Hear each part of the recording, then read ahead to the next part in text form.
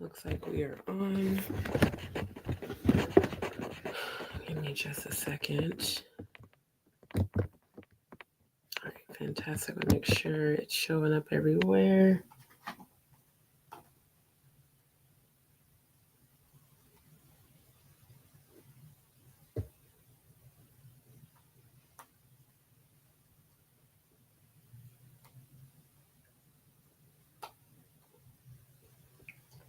I'm just checking the book. Okay, it's up on Instagram, which is good. Let me check the book right quick.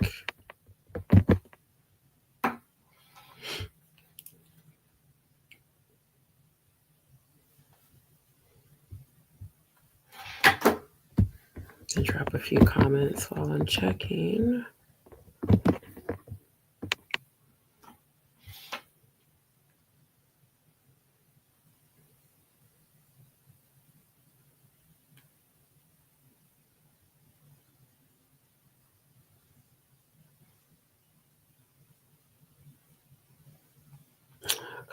Come on.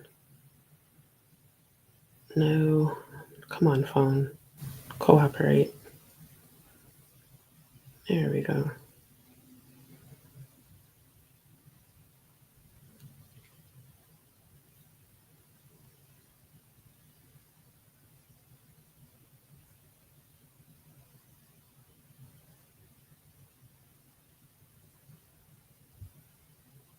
I wish there was a way to do this before I go live, but there really isn't. Because I can't check it until I'm physically live. Hold on. Because I want to make sure that I have both of their ads for their channels. So I'm trying to send it from my phone and my email. All right, DzPeepz, give me a second.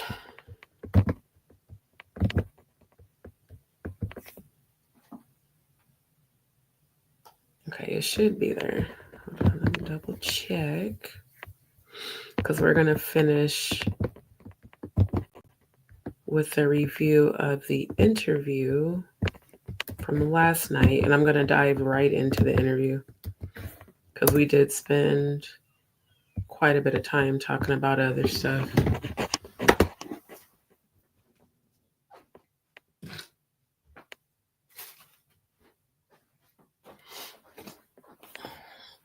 So give me 1 second. God.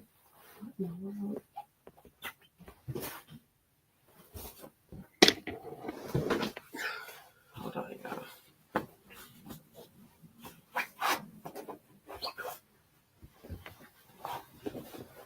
Because I'm trying something new tonight with my yoga ball because it's better for my back. Okay. Shout out to Shaun Atwood. Everyone who tunes in, make sure that you go like, share, and subscribe to my channel, of course, first and foremost, but also go like, share, and subscribe to Shaun Atwood's channel and to Jaguar Wright's channel as well. And I want to thank every one of my DzPeepz who have been tuning in and liking and sharing and subscribing the content. I really do appreciate every one of you. Let's take a look. And yes, subscriber count is still going up daily. So again, thank you all so very much for tuning in. And give me 1 second.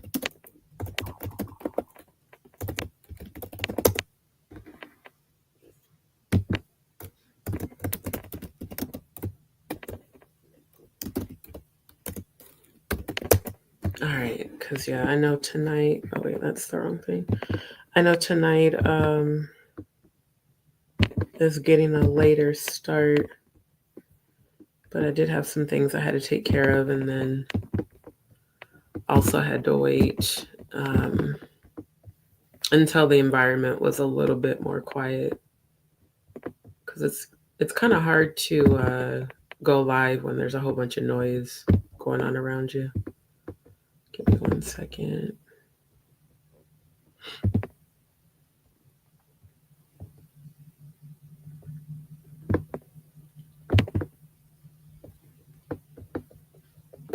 Okay, I'm gonna send one more. And then I'll go ahead and start playing the content.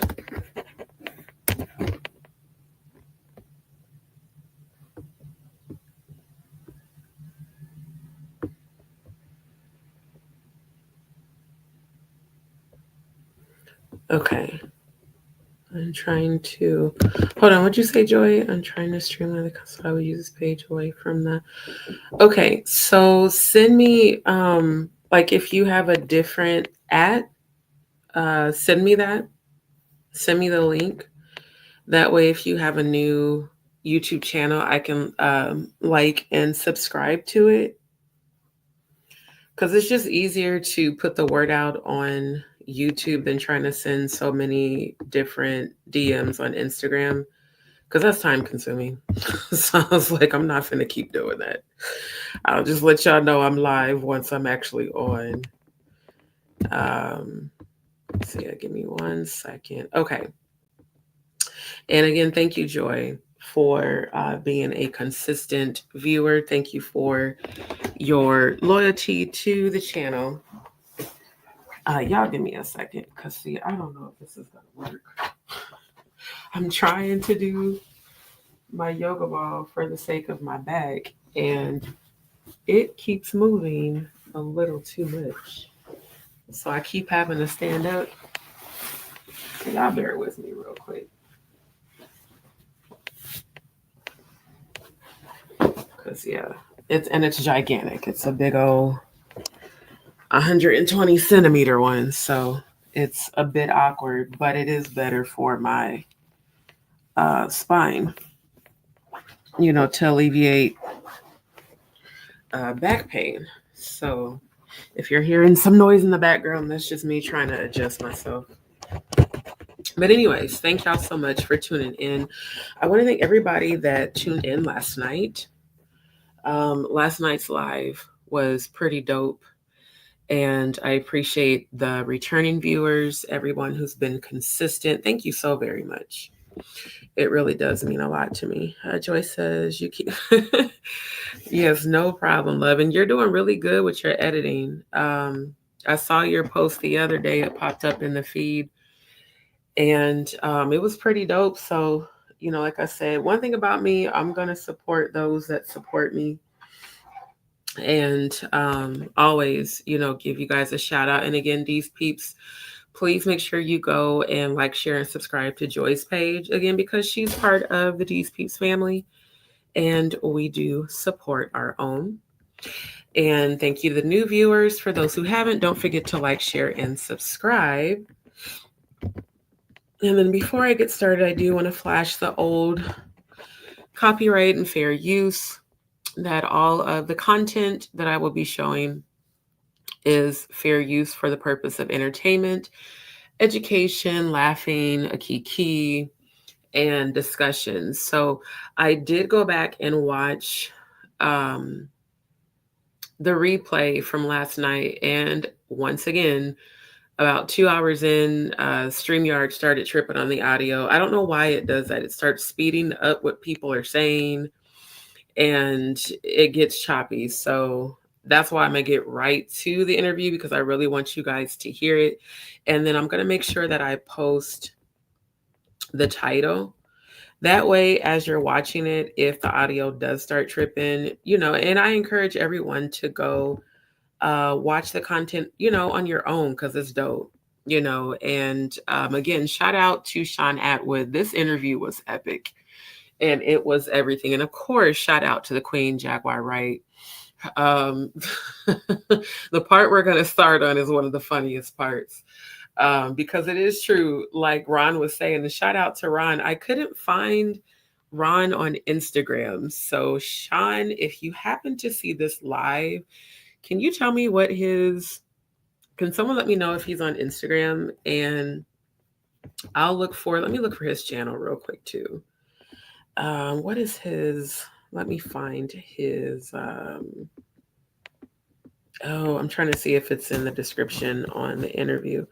Because I know it's on Shaun Atwood's channel, but Ron is hilarious, yo. And I don't know if he was smoking the ganja, but the way he was cracking up had me cracking up. And it was pretty epic. Give me 1 second, y'all. I'm just going to play a little bit so I can see his at. Oh, their comments are covering up his at. Okay, I'll wait because I don't want to skip past too much of the video. Because I'm not going to lie to y'all, I don't remember at what timestamp we stopped off at because it was so late. Joyce says, "Oh, thanks, babe. I appreciate the feedback for real because the editing is what has kept me from really giving this content creation thing a real shot." Girl, if you don't put your content out, because I'm going to tell you one thing. When I first started editing, I was like that too. But the more consistent I was with it and the more I practiced it, the better I got at it. So just keep doing it because honestly, and here's the thing. I'm not a sugarcoater. I don't be lying about shit. If I thought it wasn't good, I would say it. Your content is good, my love. So put it out there. Have faith in yourself and believe in yourself. Hey, Deacon. And you know what? I want to say to you, Deacon, I did not realize until I watched the replay that you said you had been assaulted by 2 pastors. And I'm so sorry that happened to you. Like, for real. And I'm glad that you have been tuning in to my channel. And I thank you for coming back. And, I'm sending you healing for that because that's extremely fucked up. She said overtime. Yes, I believe it. So just, keep putting in the work, my love, because the more you put in the work, the more confident you'll become with it. And when you start getting that feedback, that's what will inspire you to keep at it. So like I said, I'm always going to support you. You have been supporting me ever since you found my channel. And I believe in you, so just believe in yourself, child. You got this. But like I said, all the commentary outside of my real life experience is alleged. It is my opinion.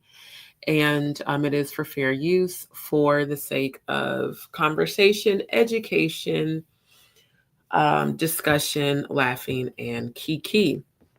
And again, thank you to all who have been watching my channel. I really do appreciate it. For those who haven't, please don't forget to like, share, and subscribe. All right, so without further ado, let's get right into it because there's so much of this interview that you guys have not heard. And I don't want to get too distracted in talking. So I'm going to go ahead and play it. It would help, Dante, if you share the screen, D. That would be good. Okay, give me 1 second, y'all. I'm still very tired. I had a pretty rough episode today. Apparently, I ate something that made me very sick. So, all right. So yeah, fair use. And let's get started on the show. Now, as I do start it, I have enabled the captions. Like I said, if the audio gets choppy, if it goes in and out, there's nothing I can really do about that. So, if you guys notice that the audio is going in and out, just let me know. I may have to refresh the page. I do believe it's an issue with YouTube and with StreamYard. But I also noticed the same thing happened when I used Restream. So I don't know if it's just a third-party app issue or what it is. But I digress. Let's get started. To talk about anybody that backed up the national convention. Hold up. I got love for Beyonce and Jay-Z. That's not why I don't want to. Yeah, we're out the tunnel. Don't do that. You made it to the other end of the tunnel, Courtney. Okay. Every time you're on here now, you need to find a longer tunnel. This has got to be part of your whole interview persona. I'll tell you what, the camera angle is way better this time. I'm disappointed you've not got the other glasses on. I'm a huge fan of the other glasses. Right. I need to ask you this. Is there a name of that frame of glasses? Is there a specific name of that frame, the big black one? Yeah, they call Gothams. Made me get them. I saw Robert De Niro had them on the casino. Your license plate. You got pizza on your listen. Gotham's on your face. You in the never-ending tunnel too. You driving triangles like you on the ranch. I'm just saying, bro. Why you crazy? Jaguar, why you doing that, Jaguar? Oh my God, Jaguar is silly as hell for that, bro. For real.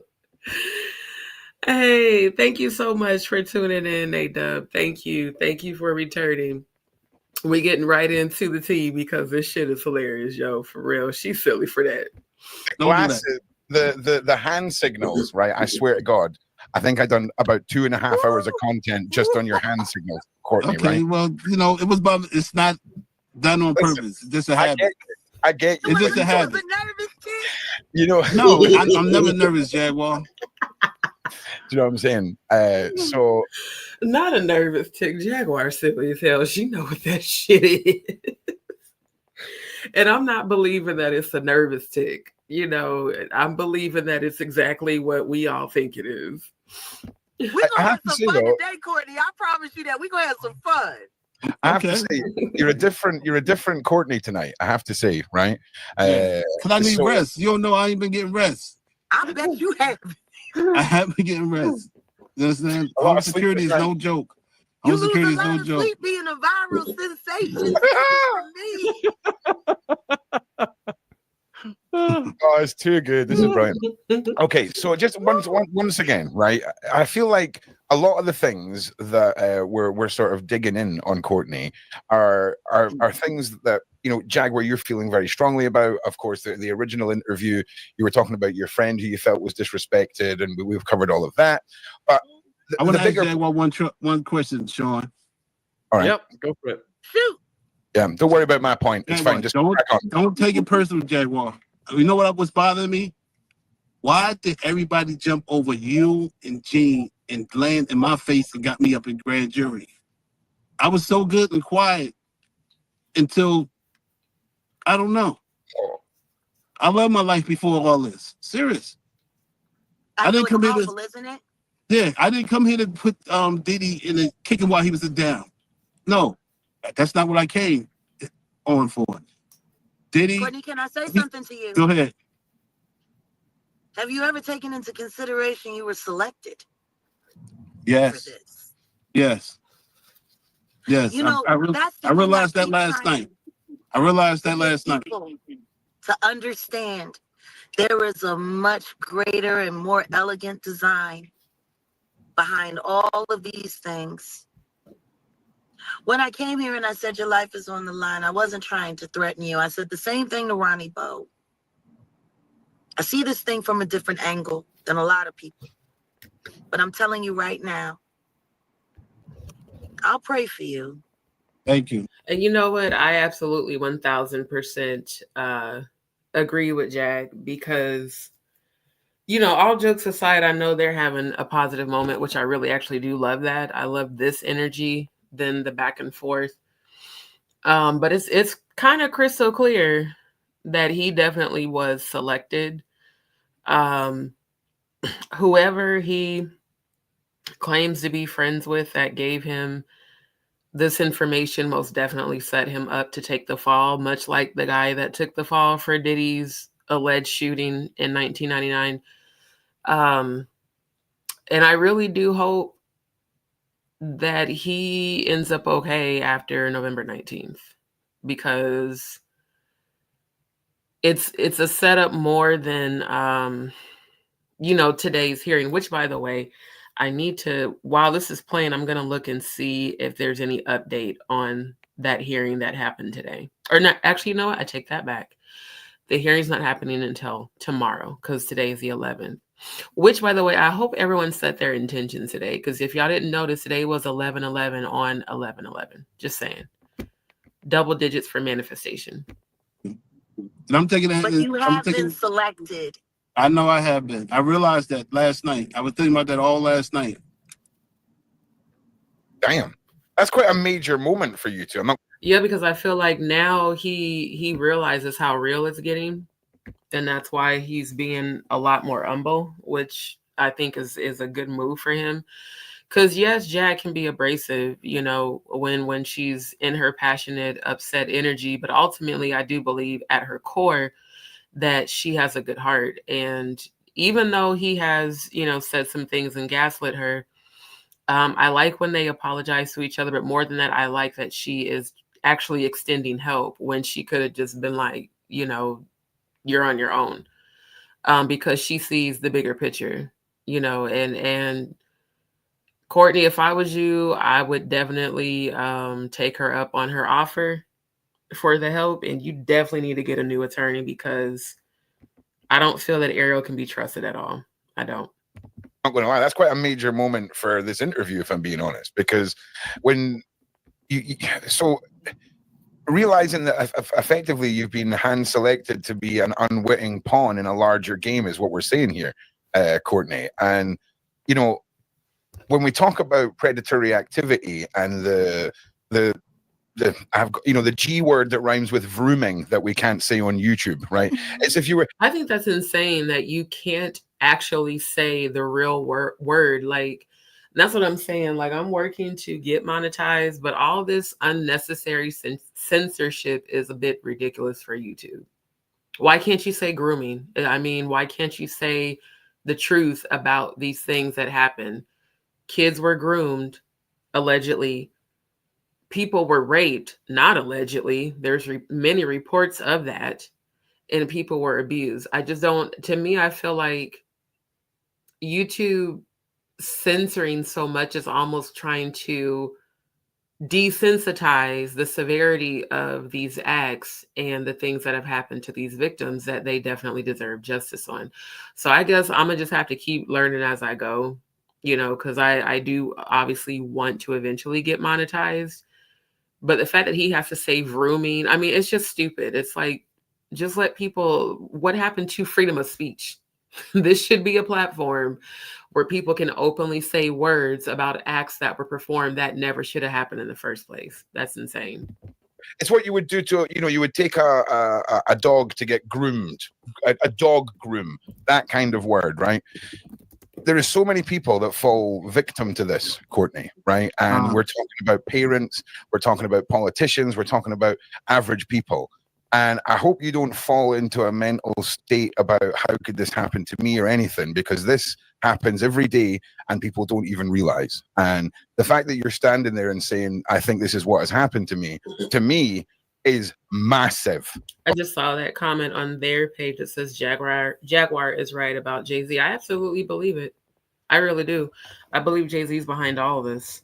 Not just Courtney, but Diddy and everything. I believe that if what she's saying about Jay-Z being an informant is true, I believe Jay-Z orchestrated this entire thing, just like he allegedly orchestrated R. Kelly getting locked up and allegedly orchestrated Aaliyah getting deleted.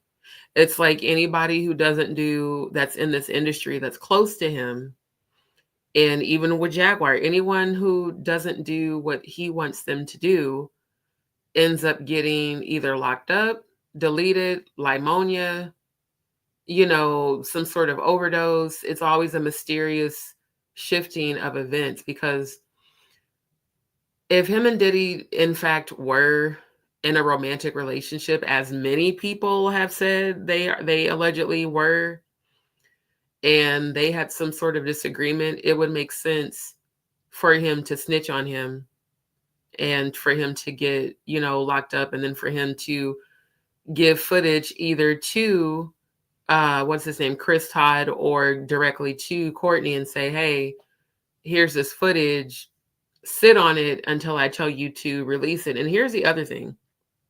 When I was watching the content earlier, it's been said that Courtney was given these flash drives in 2008, which means that he has had this evidence for 16 years.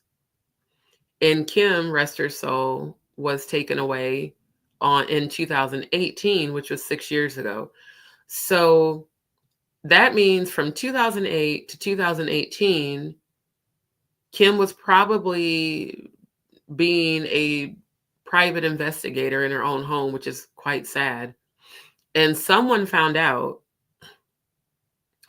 and leaked the information for whatever reason to Courtney. Maybe they thought he was like a safe person to give it to.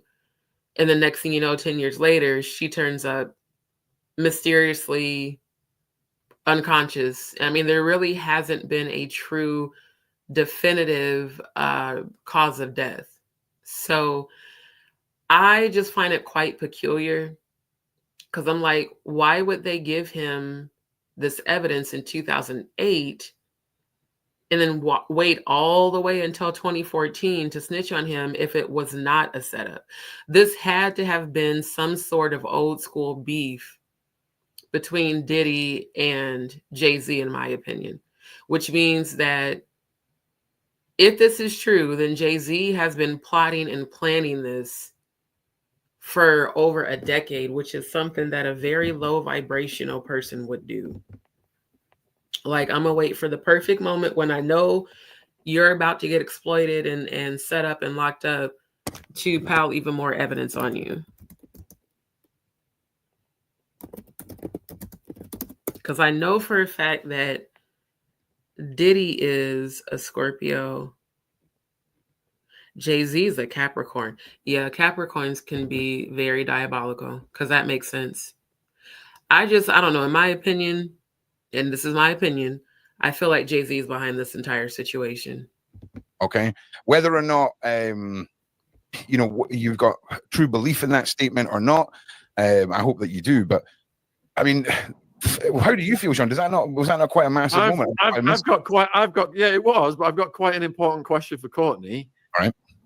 Courtney, are you even Courtney? Yes, I am. Courtney Burgess? Yes, I am Courtney Burgess. Are you sure? Because in another interview you said that you wasn't. That was just your stage name. I'm Courtney Burgess. No, the reason why I said that to that guy because he stood up there, he was bullshitting the audience, talking about he know the FBI, he direct, and I had the paperwork to show him on the set because there's a lot of BS come up on here. He tried to put a name for himself and come off on me. He's not gonna come up off of me. You understand? He said there like, yo, I'm connected. I can call FBI and find out everybody pro. And he said he couldn't find. I said, you don't even know my name. You don't know nothing. You feed off what everybody else saying. They come up and want to do a podcast, want to be somebody. And then when I showed on the papers and just want to remind everybody that on the very podcast he's talking about, he was caught in a lie multiple times. I just want to put that out there. Y'all remember I showed y'all that live 2 lives ago where he literally lied to the man to his face and then lied on the, Matthew Cox interview. So yeah, it's giving delusions right now. Definitely delusions of grandeur. when he saw it, he felt so bad because I tore down his credibility. You understand? I know why they chose me to go against him. I already know, but I'm not going to say it. I'm just waiting to how this roll out. So you are Courtney Burgess, but you were just playing with that guy. I was playing with him because he told me he regular check, he ain't find nothing. And then I throw the papers up in his face. You're lying. And I want to see who is who. Honestly, Gene and...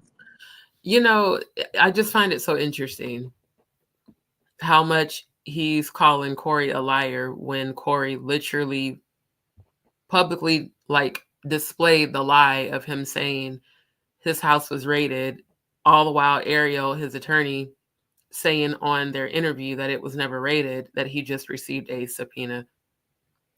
And then Courtney, it's kind of hard to believe you because you did say out of your own mouth on Too Strong's platform with Corey that your name was not Courtney Burgess. You said that was your entertainer name. That was your producer name, but that was not your legal name.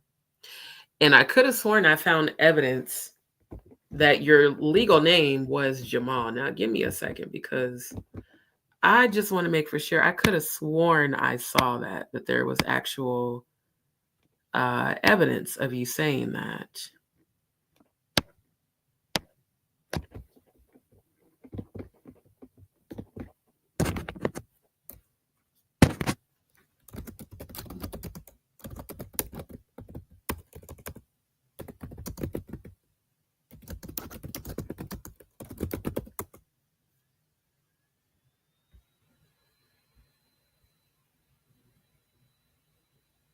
Yeah, also known as Jamal T. Millwood.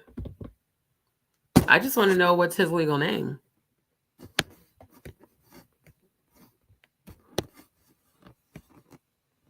Yeah, also known as Jamal T. Millwood. Let's see if we can find this. Because y'all know I'm a true investigator. I look up and watch and see everything.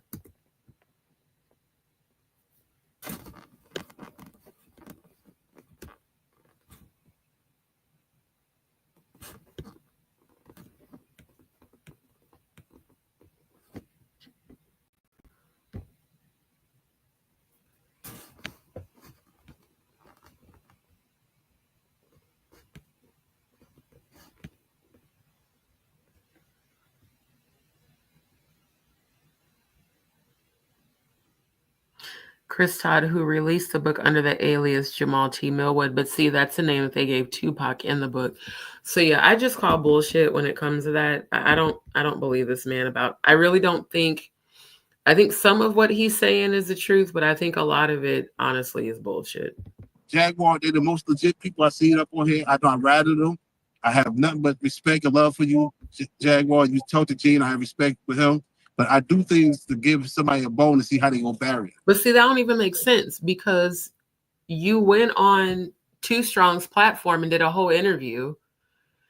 And I didn't watch the original interview, but I watched the one where he showed, and I showed you guys, where he showed that you were lying.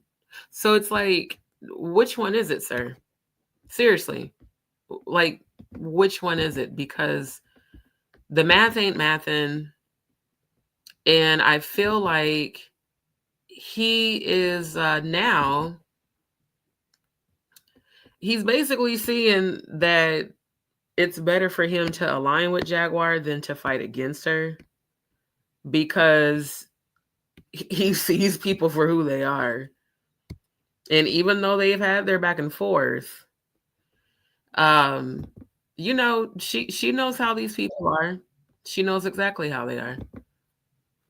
And again, Mr. Burgess, if that is your real name, nobody knows who you are, sir.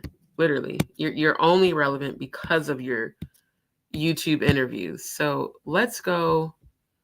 Let's share the screen. Okay, so again, this is Too Strong's YouTube channel. Too Strong is in the house. And hold on, because I'm gonna have to rewind it because I want to get to. Okay, so Corey Fair is the guy that did the interview, right? I want to skip to where he actually says it out of his own mouth. And that was his entertainment name or producer on the Thursday, right? Now he said he had a search warrant for, he had a copy of a search warrant from when the feds raided his home and he couldn't show it because, you know, he would get in trouble. And remember also that not only did he say he got raided by the feds, he also said that his name was not Courtney Burgess, and that was his entertainment name or producer name, whatever the case may be. That's what he said. He said his name wasn't Courtney Burgess, so if I do a search, it's not going to come up because I don't know his name. His name ain't Courtney Burgess. He said it, not me. I'm saying it out of my mouth, but he said it first. Check it out. So you don't even know my name. Yes, I do. What is it? Well, unless you lied to me. No, I didn't lie to you. What is it? You lied about your name? No, but what's my name? Courtney Burgess. That's my entertainment name, my brother. That's not my, you understand? Yeah. So I would just like to understand, how is you saying that to him, you throwing him a bone to go run with the bone? That's just you straight up lying.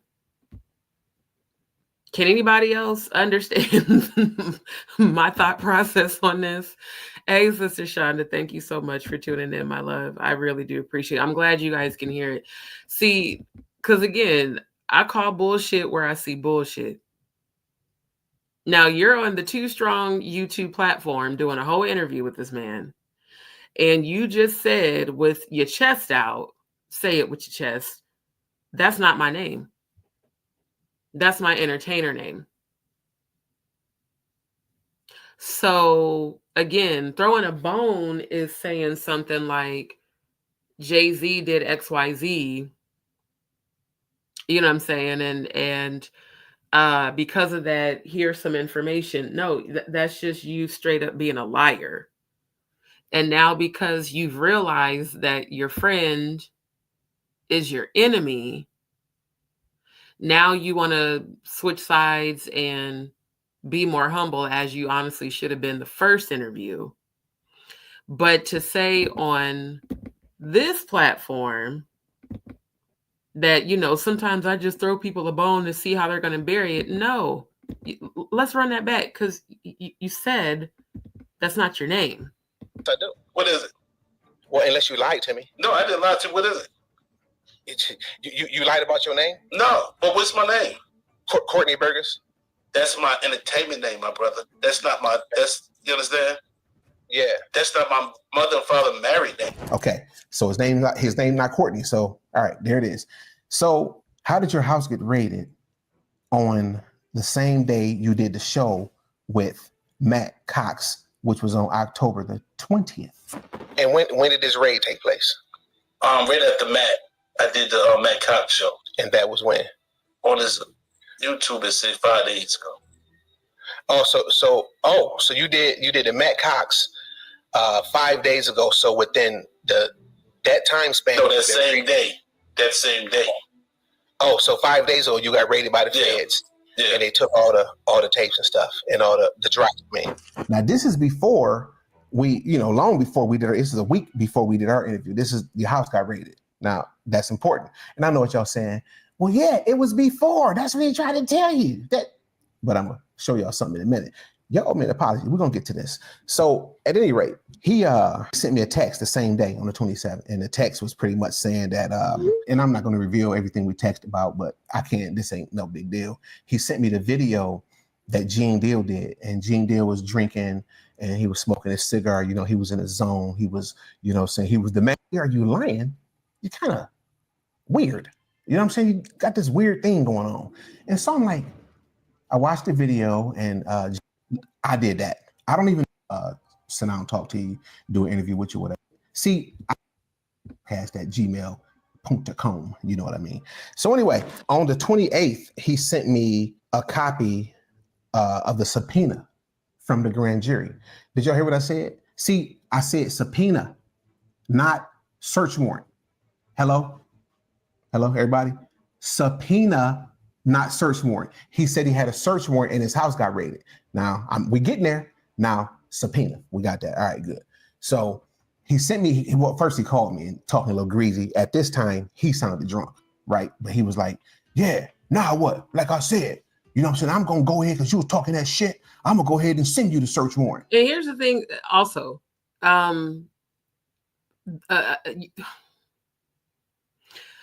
The court is not going to send a subpoena in a false name. The court's going to do the research to actually verify your real identity. So for him to say on this interview that he just said that to be throwing a bone, how? Because to my knowledge, in order for a subpoena to be issued, they have to verify your identity, your address, your name, your date of birth. So, again, like I said, I call bullshit, and this man he's delusional for sure. You know what I'm saying? Yeah. And then as he was talking, my phone, boop, it's there. He sent me the subpoena. I guess he didn't think that I knew the difference between a subpoena and a search warrant. No, sir. He just didn't know the difference between a subpoena and a search warrant. So he sent me a copy of the subpoena. Here it is right here. That subpoena had a date on it. And the date on that subpoena was October the 24th. The subpoena was October the 24th. And remember, he told me that the subpoena was a search warrant. Okay. Now, he was raided, according to him, he got raided on October the 20th. So I wrote this stuff down because it was confusing to me. I'm an old man. October. Of course, it's confusing when a person's a motherfucking liar. Of course. It's meant to confuse you. That's the whole purpose. Donnie said YouTube. Of course, YouTube set him up. Really, YouTube didn't set him up. He's just a dumbass. He went on multiple platforms lying, thinking wasn't nobody going to pay attention. Like, sir, we're all paying attention to you lie on every fucking platform you're going on. And see, I remember everything. So I'm like, no. Now you want to say on Shaun Atwood's channel that you said this to Too Strong to throw a bone when there is evidence that you received a subpoena to submit evidence. So again, a judge is not going to send a subpoena to someone's fake name. They're going to verify your identity. Then they're going to verify your address, your date of birth, your social security number to make sure you are in fact the person they're sending the subpoena to. So what the fuck, sir? How are you lying on all these different platforms? And got the nerve to call him a liar when YouTube got you caught up at least 4 times now lying on different platforms. I'm just saying, like, what the fuck? Definitely what in the entire fuck. The 20th, he was interviewed by Matt Cox, and Matt Cox was drilling him like, dude, if you got tapes of all this different stuff, why don't you just turn it into the feds? And so he was like, whatever. On the phone, he did tell me that he thought that maybe Matt called the feds on him or whatever. And I was like, maybe he didn't. You know what I'm saying? Maybe somebody, they just seen the video, man. Like, bro, you can't be saying you got tapes of naked people. And then why would he say Matt called the feds when you just said on this video that they came and took all of your shit? So if the feds came to your house and took all your shit, which your attorney said out of her own mouth never fucking happened, how could you say on this video that the man you interviewed with prior to Corey on Too Strong snitched on you to the feds? Sir, you're a fucking idiot. I gotta say that you're an idiot, and you're a liar, and your lies got you caught up. So just take accountability. That's the reason why you're going through what you're going through, because you've lied so much that you have started to believe your lies, and unfortunately even started to forget your lies, and you got yourself caught up. And kids and they molesting them and all this different stuff, and then you just gonna sit. You think they know. And see, and that's the thing right there. Like I just said, if he got this evidence in 2008, and it's sex tapes allegedly of Diddy assaulting kids, why would you sit on the evidence? That's 16 years of you allowing people to get victimized. That's where I have an issue, especially as a person who survived sexual assault as a child. How do you sit on evidence, alleged evidence of Diddy molesting children for 16 years? And why did you have to receive a subpoena to surrender the evidence? Like Jaguar said on the first interview, he waited until the book got monetized, that he assisted in the production of the book. Who told you to sit on the evidence for 16 years? See, now you want people to feel sorry for you on Shaun Atwood's channel, talking about you been set up. I don't believe you're innocent. I don't. I believe that you had your hand in this for profitable gain. And now that shit has gotten real, yeah. Now that shit has gotten real, you want people to feel sorry for you. Donnie Draco says, personal view and only. See, that, thank you. I'm glad you said it, because that's my opinion. Like, were you watching the footage? I mean, that's disturbing. First of all, I wouldn't allow someone to give me evidence of somebody molesting children. That's number one. Number two, if someone gave me some USBs and I even begin to see that shit, one, I don't want to see it. Two, I want the person that's on here to get arrested immediately. Not wait damn near 20 years plus a subpoena before I go and you didn't do shit about it, sir. You didn't turn shit in. They had to send a subpoena for you to surrender the evidence. So ain't nobody feeling sorry for you in this moment. I feel like this is karma coming for your ass. I'm not gonna say nothing to you. Okay, but whatever. But all they did was they sent him They sent him a subpoena. They didn't raid his house. Exactly. They sent him a subpoena. And then you might say, how you know that he didn't raid his house? All right, this is simple. He and his lawyer on November the 1st did an interview on News Nation. Courtney Burgess and his lawyer did an interview. And she said, you know what? See, I don't want to put no words in her mouth because she know how to sue people. I'm gonna let y'all tell it. And I want to be specific. Yes, when we talk about a raid, we're talking about when a subpoena is served for documents, a search warrant, or an arrest warrant. In this situation, Mr. Burgess was not in any way, shape, or form had a search warrant or an arrest warrant issued for him. It was just them serving a subpoena. Which is why he couldn't produce a search warrant to Corey when Corey asked him, can you send me a search warrant of your house being raided? Because again, Corey knew he was lying. Just like I know this motherfucker's lying. Because it don't make sense.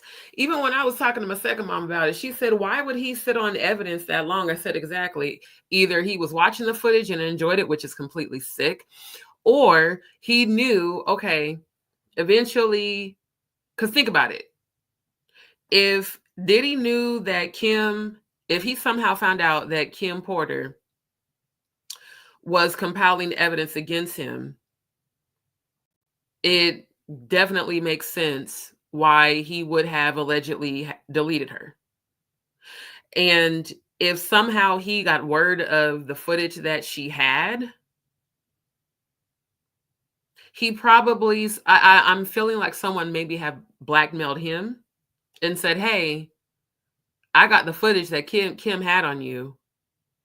So you're going to have to pay me XYZ amount of money for me not to surrender this to the police, which he probably went ahead and paid that person. Then said person said, hey, I'm going to give you this evidence to take the heat off myself because Diddy knows that I know about the footage. And if him and Jay-Z got into a lover spat, which kind of makes sense. I'm just saying, I'm seeing how the whole shit has been set up. And the people who were around Diddy that witnessed him abusing Cassie and other women and allegedly teenagers and children, they knew what type of motherfucker he was. They probably knew eventually he would get caught, even though he was so arrogant and thinking that he wasn't. So let's wait until someone else blows the whistle, and then let's cash in.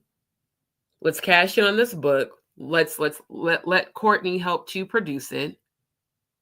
Let's let Courtney take the fall for having the evidence. That way, that middleman doesn't get caught. It's just giving, in my opinion, again, this is my opinion, it's giving Jay-Z's behind this whole shit. And I definitely feel like Jay-Z is paying this attorney. Because again, he's going to say later in the interview that she found him. He did not face a raid. It was just to serve him a subpoena. Okay, so you see that she said with her own mouth that there was no raid. There was no raid. Exactly. So lies exposed, Courtney. Lies exposed. There was no raid. You lied about your name. You lied about your house getting raided, talking about, because I ain't no snitch. No, but it looks like you may have been an accomplice to hundreds upon hundreds of victims being victimized by this disgusting ass person who's not behind bars, who deserves to be there. He did not face a raid. It was just to serve him a subpoena. So my question to y'all is, how do you come to the conclusion that I owe him an apology? I didn't believe him. He couldn't produce a search warrant. He never produced a search warrant. He produced a subpoena that he received 4 days after the interview with Matt. Not he got raided. If he got raided, why are they sending him a subpoena for this to turn in the same information that he claimed the feds came in his house and took? And he claimed that the same day his house got raided was the same day he did the interview with Matt. So again, sir, you're lying all the way around. Well, you understand? And it came right back. It Right. would be a fool not to. Right. Listen to me. When you're playing the disinformation game, you be a fool not to throw a little in there yourself to see where it comes out. You know, for Right. those people who have ever read books like The Art of War or any of the Confucius Says or this, that, and the other, you have to learn how to beat the grass to see where the snakes are. Right. I do it all the time. I'm very And clever. The problem he came is, out. He came yeah, out. but the problem is you got to be careful and make sure that the stick you hitting that grass with doesn't jump back up and hit you in the head. You know what I mean? Right. You still got to hold that stick. And you're in a position now where you got people that are going to take everything you've said and use it to make money. That's what this is. I know. That's why I want to talk about it. And again, for you, Jaguar, I don't know everything. All this is new to me. You understand? Guess and I what? respect you. I respect either. you. Okay. I don't either, Courtney. But I'm desperate to learn. And I'm desperate to learn too, because I gotta watch what's going on. And I followed your footsteps. You understand? And also, Jay, I follow your footsteps to see how y'all still relevant today. Wait a minute, I missed that comment. Andrew said the guy that Diddy's dad told on his is. Did you say that's Courtney's godfather?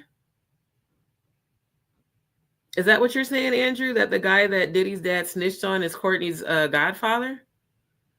Can you put his name in the chat? Because I can like be looking that up while we're watching this. I don't know how I missed that comment, but I did. Because I just seen this one by Sister Shonda. So yeah, if you could drop his name in the chat, I'd really appreciate it.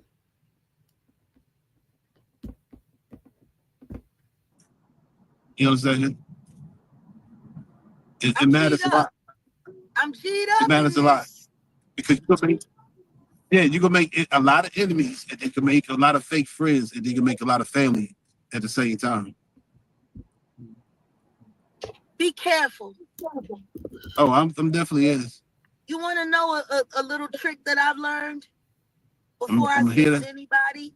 Before I sit with anybody, I see whether or not their channel is shadow banana.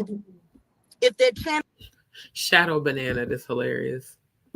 Let's see, Frank Lucas. Oh, I remember him. American drug lord operating in Harlem. What do we know? What do we know about him and Diddy's father? Okay, let's see.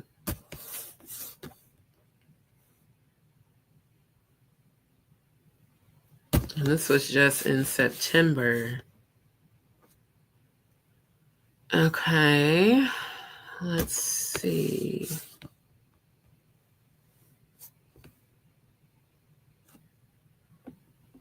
Okay, these are quite annoying. Can we get that off the screen? The random videos are a little irritating.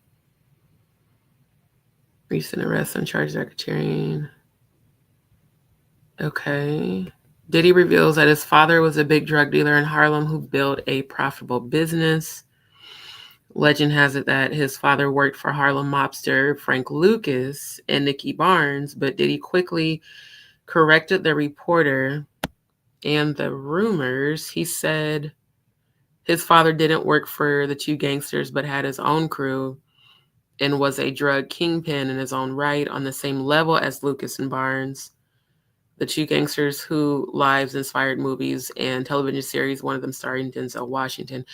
That's not something I glorify, but he was in Harlem and he was doing his thing, selling narcotics. And we all know what that gets you. That's only going to have you end up in jail or deleted. It is the reason why I didn't follow in those footsteps. You didn't?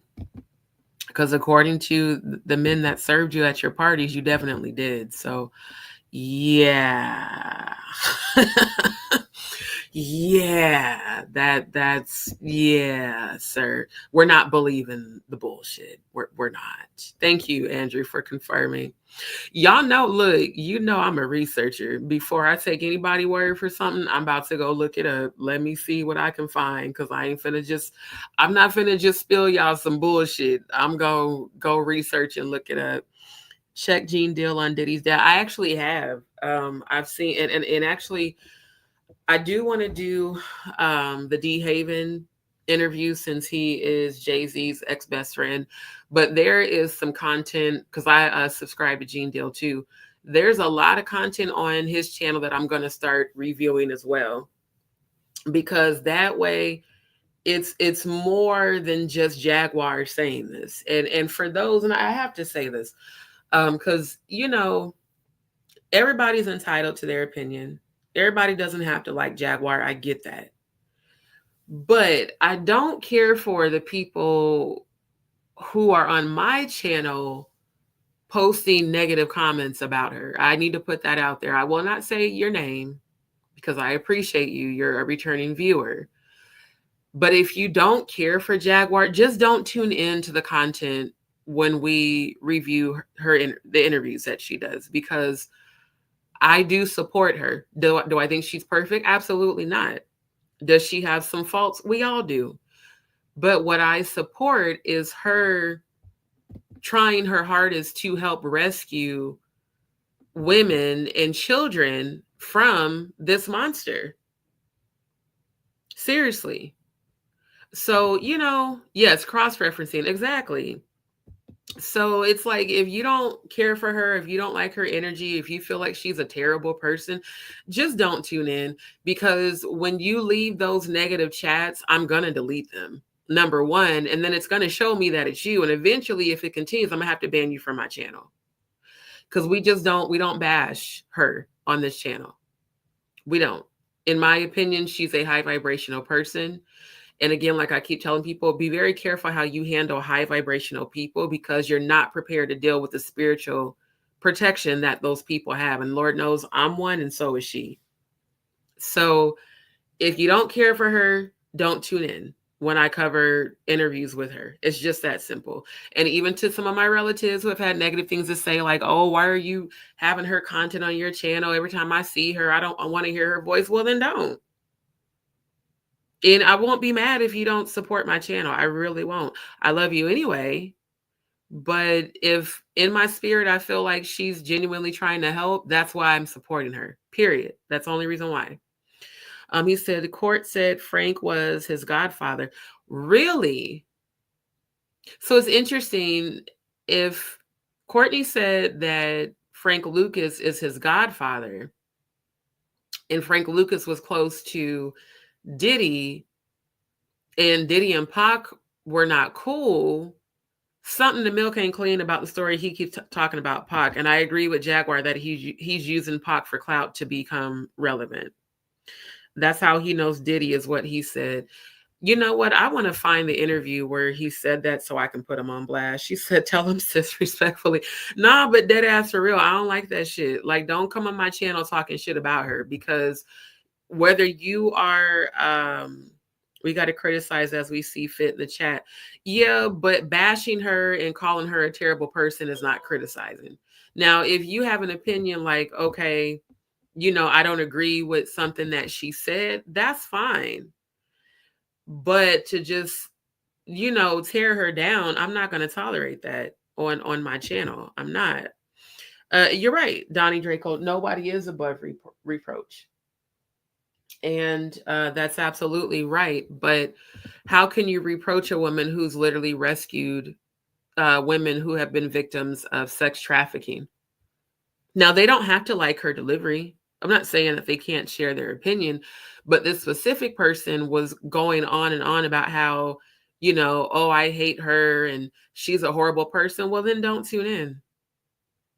It's that simple. You don't have to tune in. I don't want you to tune in and then start spewing negative things in the chat. I don't allow that on my channel.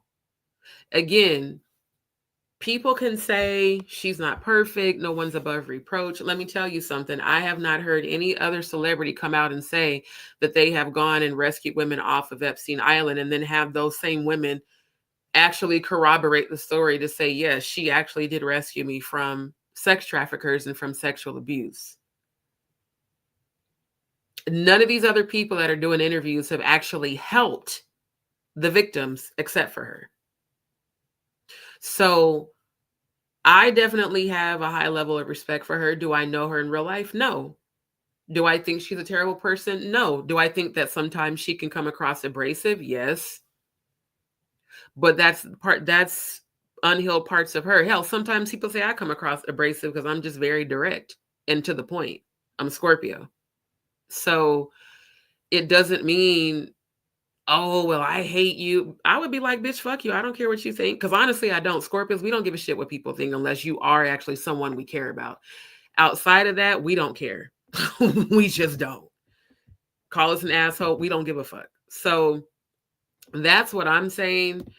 Because like I said, the person that put it in the chat, I saw it during the replay and I did delete those chats. I was like, yeah, we're not. And I'm glad that I set those privacy settings as well. Because I'm like, I'm not going to let you come to my channel and bash her. To be quite honest, everyone else who has posted very negative things, I have banned from my channel and blocked them. But because of who this person is and how positive she has been towards me, I'm not going to block her. But if you continue, I will. So in this situation with this interview, there's not really any reproach to give. If you have actually, and I don't know, Donnie Draco, if you've tuned in before, but if you actually watch this interview from the very beginning and you watch the last interview to see how much Courtney was gaslighting her, calling her a loser, talking shit about her, her career and how like he just straight up dragged her. So he deserved her wrath, in my opinion, just like me. If you keep talking shit or keep fucking with me, you're going to get that energy back. Because I'm not so high vibrational that I won't check your motherfucking ass. He deserved everything she said to him. And honestly, on this interview, she was much calmer than the last one. So yeah, if you feel that, hey, I don't like what she said, you have a right to your opinion. But to just straight up bash her and let's be clear, y'all don't know this woman either. So to just straight up be bashing the only person who has literally rescued people from the hands of abuse says more about you than her. And that's my opinion, and I'm standing on that shit. Like I said, have your opinion, but don't think you finna come to my channel and bash her because I'll block you. It's just it really is just that simple because of the level of respect that I have for Jaguar. Shadow Banana, that's who I want to sit with because that's where they're trying to stop the truth. Okay. That's the one thing that I've learned. Wherever people get fought the hardest on their channel about letting out the truth, that's where I want to be to help. And I 1000% agree with her. 1000%. That's the reason why I have been supporting her so much, is because the more people have been fighting her, it's like the more they're proving their guilt. Because people only fight the truth when they're used to living a lie and when they're used to profiting off of the lie. People who are genuinely honest don't sit up and go to war about lies unless they are liars. And I know that from me, push through. From me speaking my truth about the churches I grew up in and was a former member of, where those pastors have and still are doing the same shit as Diddy. And they think that trying to do spiritual warfare, baby, I've battled demons in real life. You can't do nothing against me and win. It will always backfire on your motherfucking ass. Always.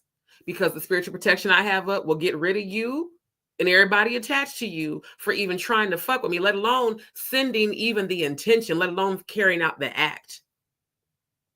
And as much as I've been fought against for speaking my truth, it's because what I'm saying is the absolute truth. And people who are used to sexually abusing others don't want you to expose them because they want to be able to keep doing what they've been doing. Why do you think Diddy keeps trying to get out on bail? He has an addiction to sexually abusing people. That's a demon on him. And he wants to feed that energy. He has no remorse for what he did. So I agree with her. The people being fought against the most are 1000% always the ones actually telling the truth. And the ones that they, allow to just kind of skate by are the ones that are living the lies that they come in agreement with. Mm-hmm. That's really the key. That's why I tell people when you get into this whole internet game, it hasn't been easy to go from being marked to truly being willing to become the content and then turn your life into an algorithm, which is what I've done. It takes a lot of effort, takes a lot of work, takes a lot of thinking. But what I will tell you is this.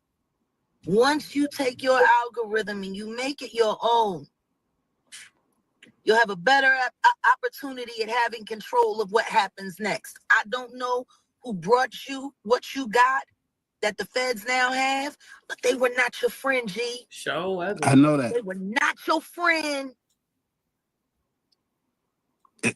Somebody snitched on me. I know. They handed it to you and then they snitched on you. Yeah. That's why I said this was a whole setup. This whole thing was a setup. And now that he's realizing it, you see he has a whole different energy with Jag. Because he needs an alliance. The people that are close to him ain't your friend. They're not. Make sure you went to the grand jury, because like you said, and like I said, how the hell he ended up there and me and G still sitting fine? Right. Somebody wanted you there. Yep. Right. That's how you ended up there.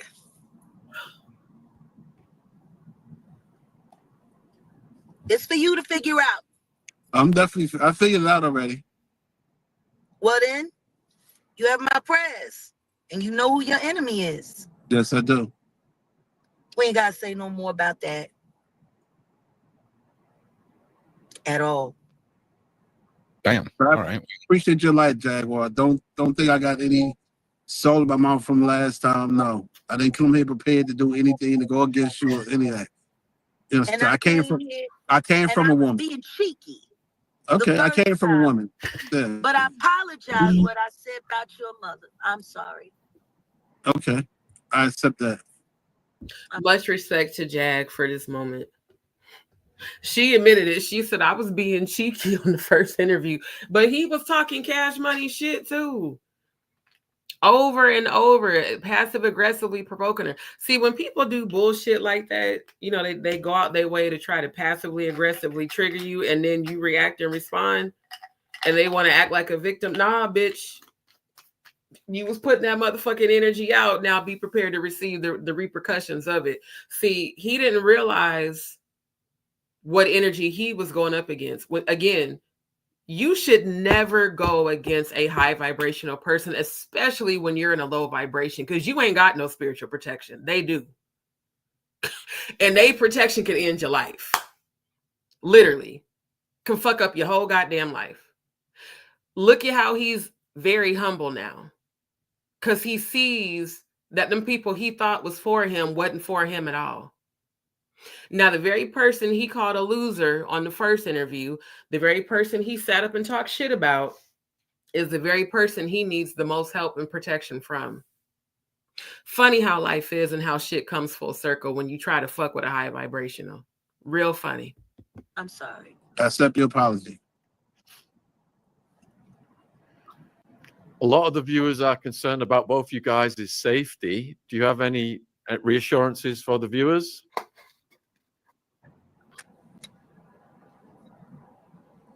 I'm learning from Jack. Go ahead. You gotta tell me how to be safe, Jack. I know I started by not eating and drinking. Yeah, I pray real good. Do you know how to pray? Yes. Never stop. I know that's right. Especially dealing with them nasty motherfuckers that he deal with. Sister Shauna said, good night, my love. Catch the replay tomorrow. Thank you so much for tuning in. Yeah, that's what I've been saying, Andrew. I've been saying ever since he came on the scene, especially after I seen the interview, this one with Corey, and Corey, basically showed his attorney saying how his house didn't get raided. I was like, oh yeah, he definitely got set up. He definitely got set up. And to me, and again, being an empath, clairvoyant, psychic that can feel, hear, and see energy, I see a bigger perspective on the spiritual level. Jay-Z is not ready to pay for what he has done. So the best way a narcissist can get out of being held accountable is by deflection. Since Diddy is the trending topic, since Diddy is the one that they are focusing on taking down, why not use a pawn who's connected to Diddy to basically go before the grand jury and present evidence to make sure he gets put away? Just like the past interview, who was it that was saying Jay-Z was behind R. Kelly getting locked up? I can't remember which one it was, but they were talking about that. They said, yeah, because he was behind the Me Too movement. It was one of my previous lives. I'll have to go back. I don't know if it was Gene Deal. It was either Gene Deal or one of the guys that was talking about it. And they were like, yeah, because, it was, what's his name? Jonathan Hay, who was Rihanna's publicist on Ponder Replay, and helped to produce music with Jay-Z and Diddy. He said himself, he's like, yeah, I wouldn't be surprised if Jay-Z was behind all this. He said, because think about it, Jay-Z's organization is what founded and funded the Me Too movement. He said, it's funny how they're all being silent right now during this whole Diddy debacle. Just like they were silent initially, and then all of a sudden everyone started coming forward during the R. Kelly trial. And he said he believed that Jay-Z was behind that because of Aaliyah choosing R. Kelly over Jay-Z. Because unfortunately, Aaliyah got passed around between Jay-Z, Dame Dash, and R. Kelly. So Jonathan Hay alleged that he believed Jay-Z was behind those men that allegedly drugged, and I did see where they took her unconscious body and put her on that plane. I remember that video leaking, I think like a few months after she actually passed away. Because I was really angry when I seen that, because Aaliyah was one of my favorite artists growing up. I even used to wear my hair like her and everything. So again, these are people who have worked closely with Jay-Z and Diddy in the music industry. Jonathan Hayes spoke about how he saw the Baphomet statue inside of Jay-Z's studio when they were producing music. It would make perfect sense if he wants, and remember that Jay-Z has called himself the peace god and called himself God and said that the black man is the original God, and you can, all this Luciferian bullshit. So in my opinion, I do believe Jonathan Hay. I believe that Jay-Z's behind this entire situation. I believe that him and Diddy might have had a lover spat some years ago, because it's alleged that they had a very open sexual relationship. A lot of men in the industry have said it over the years, including Jonathan Hay. It would make sense that if Diddy crossed him, and again, Jay-Z's a Capricorn, that if Diddy crossed him, that he would take whatever evidence he had of his wrongdoings and use it against him, and then give it to Courtney, who I just heard from Andrew is close with Diddy's father. Yeah, let's give it to his homeboy that's close by the family so that no one suspects it's me. And let's take the eyes off of me so I don't get investigated. Let's make sure we put all the energy and attention and eyes on Diddy, and then keep it in mind the leaked jail call between Diddy and his son King, where he said, where the fuck is Jay at? Where is motherfucker at? And he said, he's ghosting, Dad. He's like, we don't know where he's at, and telling him to get rid of all the pizza boxes and plastic, sounding like we know what pizza stands for in the PDF file lingo. And the fact that Jaguar pointed out in a very joking way that Courtney has a pizza on his license plate. Again, I believe that Courtney was holding on to that evidence because he was watching it. Because what grown-ass man has a pizza icon on his license plate? That's a universal signal that you're down with the shits. And why would you hold evidence for 16 years and not try to get those kids help and those women help? It all sounds like a setup. Supply, what did Candy's aunt say? It's a plot set up by Ja to come to you with the bullshit. Yeah, it's a plot set up by Jay-Z to come to Courtney with the bullshit. And I'm not joking about the victims. I'm just saying, as I'm remembering that from the show. I believe it was a plot set up by Todd to come to you with the bullshit. Yeah, I feel like Jay-Z definitely set this shit up. That's my opinion. Do I have any proof of that? Nah, but my spidey senses is telling me that he's behind this whole shit. Because why else would he be ghosting Diddy right now? Of all times, if this is your homeboy and he done got locked up, why the fuck would you ghost him after he got locked up unless you were the one behind him getting locked up? And never eat by strange hands. And if you have to eat out at a restaurant, make sure it's a place you don't go to often. I never eat out the same place. Strange hands. Right. And if they're strange, they have to be random. Right. You do me. I'm not gonna lie, that's sad to have to live like that, bro. The more I look back, I thank God I never fully got into this music industry. I initially dipped my fingers and toes in there, but I'm so glad I didn't, because I would just never want to have to live like that, where you got to watch your back everywhere you go and with everybody you come in contact. It's like, goddamn, how can you determine who's really for you and who's not, having to, live with essentially that fear, that fear that someone in power, such as Jay-Z, can pay anyone to try to bring you harm. That's really fucked up. And that's why I say I really feel that Jay-Z will eventually get locked up. It doesn't matter if he's one of them. I keep telling y'all, these Luciferian motherfuckers, these Masonic allegiances and alliances are not bigger than the Most High.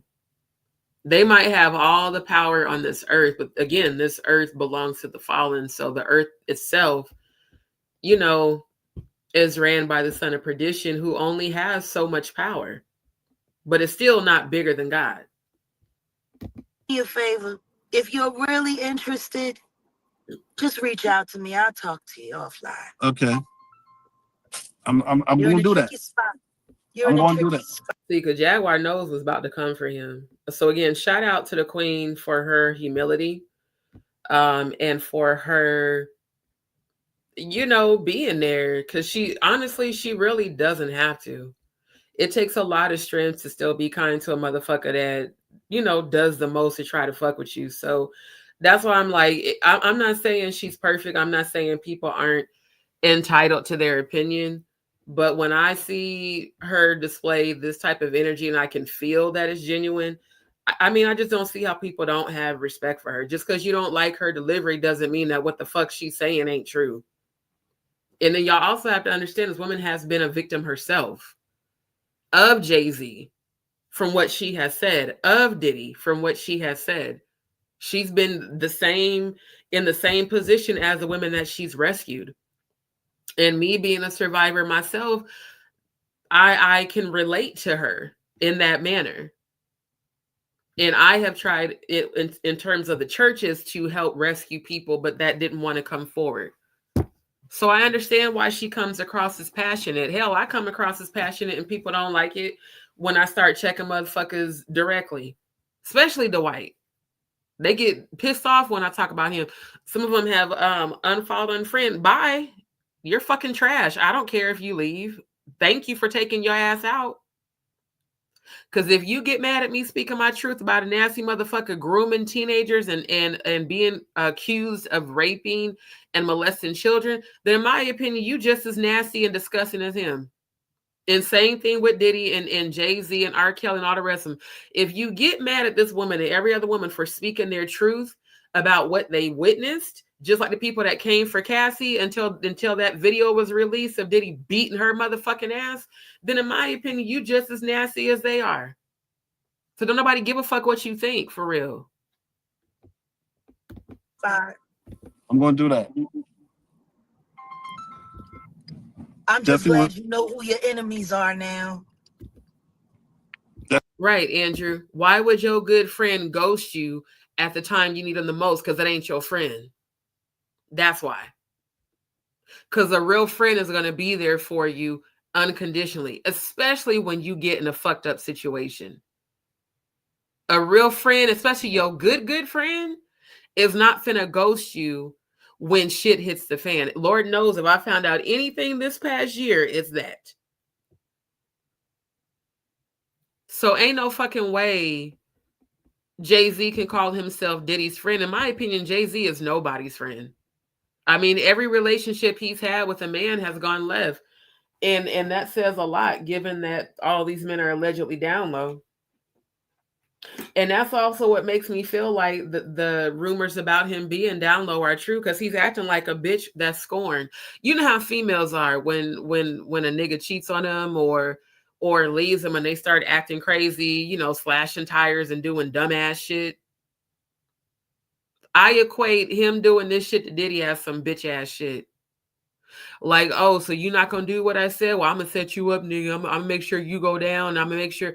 And bruh, like, you're not bigger than God. Yes, you might have high allegiances. You might have allegiances of spiritual wickedness in high places. But again, the Most High has allowed all this to happen and unfold the way it's unfolding for a reason, to show people that you're not bigger than me. And no amount of Luciferian connections are going to save you from the Most High holding you accountable and making you pay for the shit you done. And Jay-Z, you will be brought down. It's just a matter of time. Yes, I do. It's a hard thing yesterday. And I got to thank you for that, because I knew I was going to be here today with you and Shaun. But yesterday I had to think, like, what's going on? You know what I'm saying? What's really going on? How they jump over all these people and just grab me? You know what I'm saying? Okay. I get it. Yeah. Now, don't get me wrong. Whatever he did to put himself where he at, that's his business. You know what I'm saying? I don't wish a cage on nobody. Even a gorilla, I don't wish a cage on them. They deserve to be free.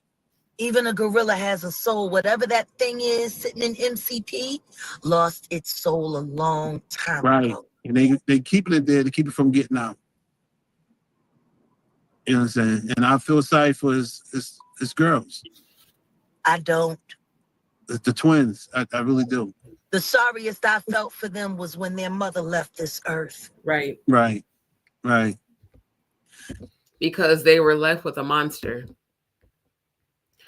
And again, I know that, you know, it's been said that Diddy's mom allegedly may have essayed him as a child, but how many of us who have been essayed as a child grew up to be advocates against it? So I just don't have any empathy, and damn sure not any sympathy for him, because he is not remorseful. Now, if he was coming across like, damn, I fucked up, I'm so sorry, let me get some help, let me make it right, then I would have empathy for him, because no one deserves to be abused, especially as a child. But he's arrogant as fuck. And he has shown zero remorse. And even with Cassie, he showed zero remorse. He kept calling her a liar when she first filed her case against him. He kept saying that all she wanted was money. It was not until CNN dropped that video footage from the hotel of him stomping and beating her until she shit and pissed on herself that he came forward and said, I'm so sorry. But you never directly went to her publicly and made it right. You just made a public PR appearance that sounded very disingenuous. So, sir, you're not sorry. You're just sorry you got exposed publicly. They're prisoners, all of them, in the devil's mouth. Right. It's Cornell, man. Oh, I'm sorry. Hold on 1 second. Is that Dr. Cornell I West? swear to God, I thought they said Courtney. Oh my God, it's Dr. Cornell West. Oh, That's hello, so dope, brother. though. How you doing, my dear sister? We were praying for you the whole time. Yeah, well, that is good now, because we still swinging. Gotta keep swinging. You all looking strong as ever. Indeed. Oh. Your name is? I'm Jaguar. Jaguar. And Odell. Hold on a second. Everyone, can you say hi to one of our last? oh, how you all Hello? doing? I'm so blessed to be here with this special two What's going on? Greetings from England. from This is Dr. England. Cornell From West. England. What's up, Cornell? Is that right? And this is Shaun Atwood. My God, my And that's God. Courtney Burgess. He's that grand jury person that they have all tied up in that Diddy mess. Oh, my God, my God. But no, I'm praying for y'all, but you all stay strong now. We still Cornell, swinging. can I ask you a question, Cornell? Well, right quick, though, because I'm getting ready. I'm running late Wait. here. Who's your favorite philosopher you like to read? John Coltrane. That part. Ooh. Yeah. My God, I still can't believe he's aged that much. He was born the same year as my mom. And just, it's so weird looking at him like this, because I remember watching him growing up. Like I told you, I'm from the home of Malcolm X, so we're very much into Black, civil rights and melanin excellence. And he was definitely iconic especially back home, iconic in our own research and amongst our community, especially off 24th Street. So that's dope. I love that he just happened to be in the area where they are during this interview. And I can also tell that they probably don't really know who he is. Now, Shaun might, but I don't think Roro knows who he is. Yes. Oh, bless it. Oh my God, nobody even knew that he was running for president. Can you believe that black man that smart black man was running for president? Ain't nobody even know. Yeah, he did. Wow. That was certainly nice to meet him. It was awesome, Jaguar. Thank you. I Yeah. have all kinds of interesting people around me all the time. Yeah. But I'm just glad he was here to bestow a prayer blessing. What a guy. He was right, Yeah. Courtney. Stay safe. I am. Thank you. I mixed up with some very interesting, real people. If you should ever need my help, just let me know. I'm gonna reach out for you. Yeah, this is a turning point in this dynamic here that I love. She, and to me, a high vibrational person, it does take a lot to rise above the low vibrations of others and still extend kindness when they really don't deserve it. And this energy between them is so much better than the first interview. And just, amongst our own race, there's always so much disunity and, fighting against each other. When that's why I said it was dope that Mr. Cornell popped up. It kind of reaffirmed, how we need to kind of stick together. Now, Courtney, like I said, I know that the first time I watched the interview, the ancestor said he had 12 days, which is the 19th. I hope and pray that he stays safe and that they don't do anything to him. But if he ends up with pneumonia or mysteriously ends up missing, remember that you heard it here first. Because I'm telling y'all, in my spirit, I feel like they are definitely going to come for him after he does this grand jury hearing tomorrow.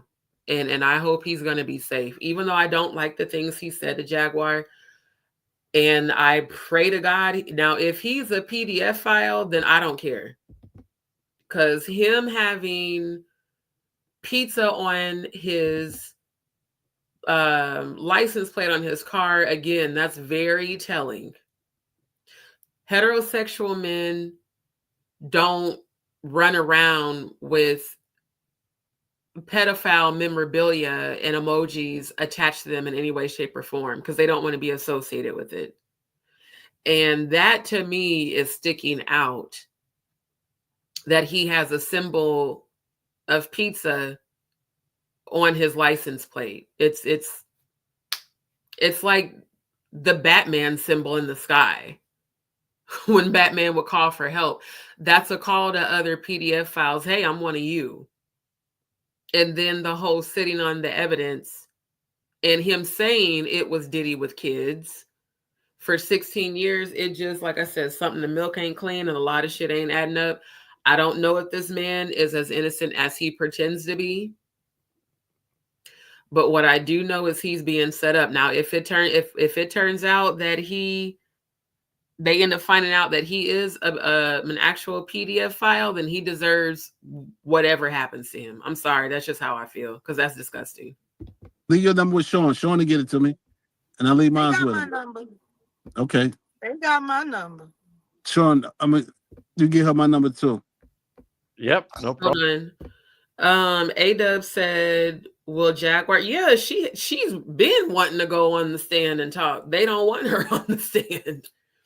She's been saying that because she wants to expose all of them for what they have done to her and other people.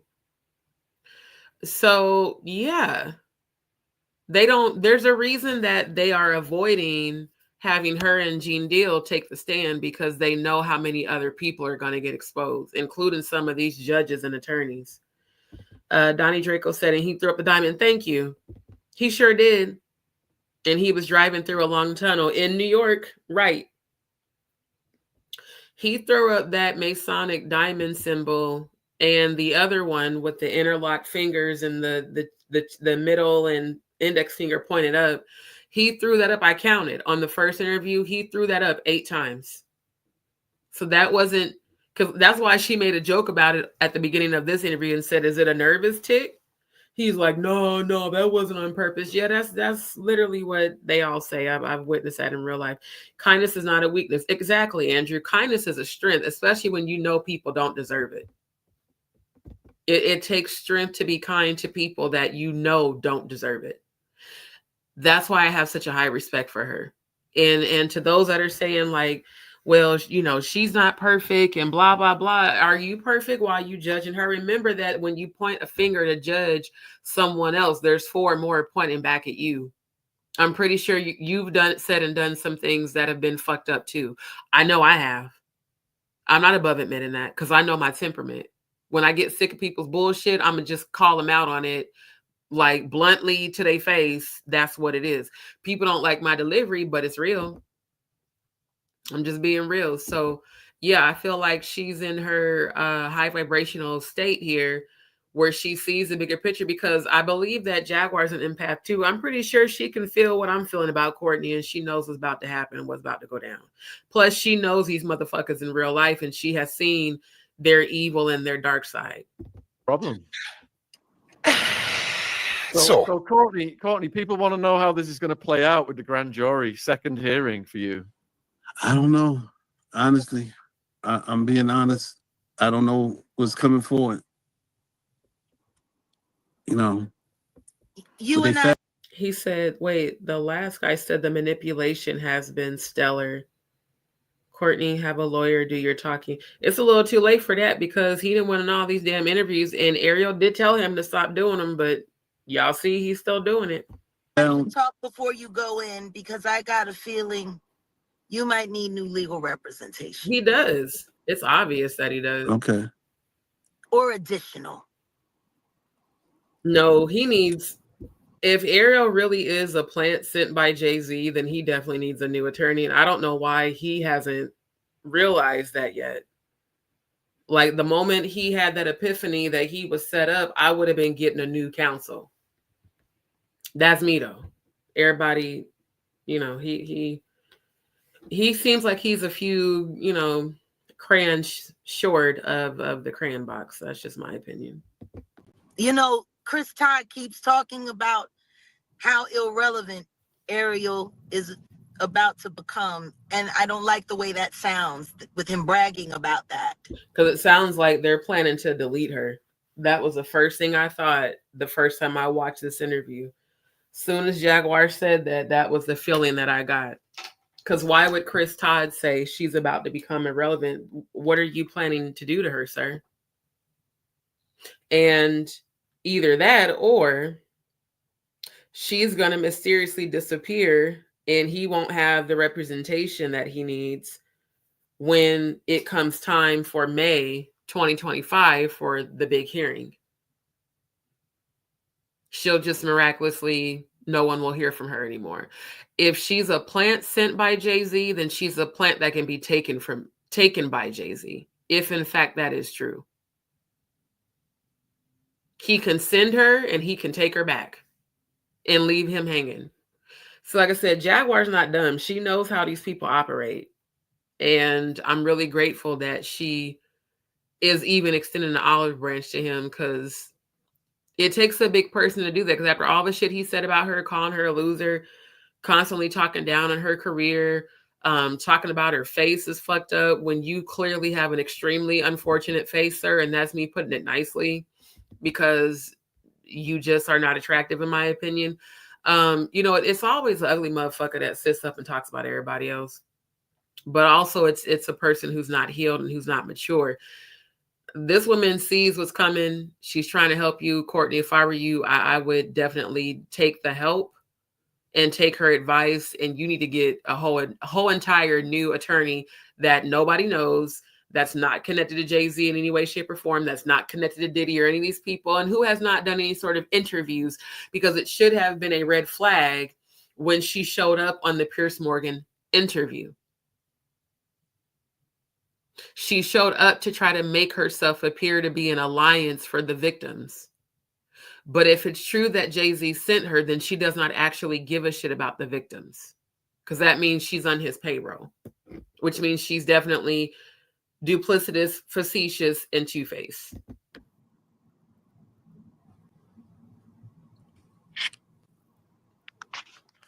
Might not be bad to have a backup. Okay.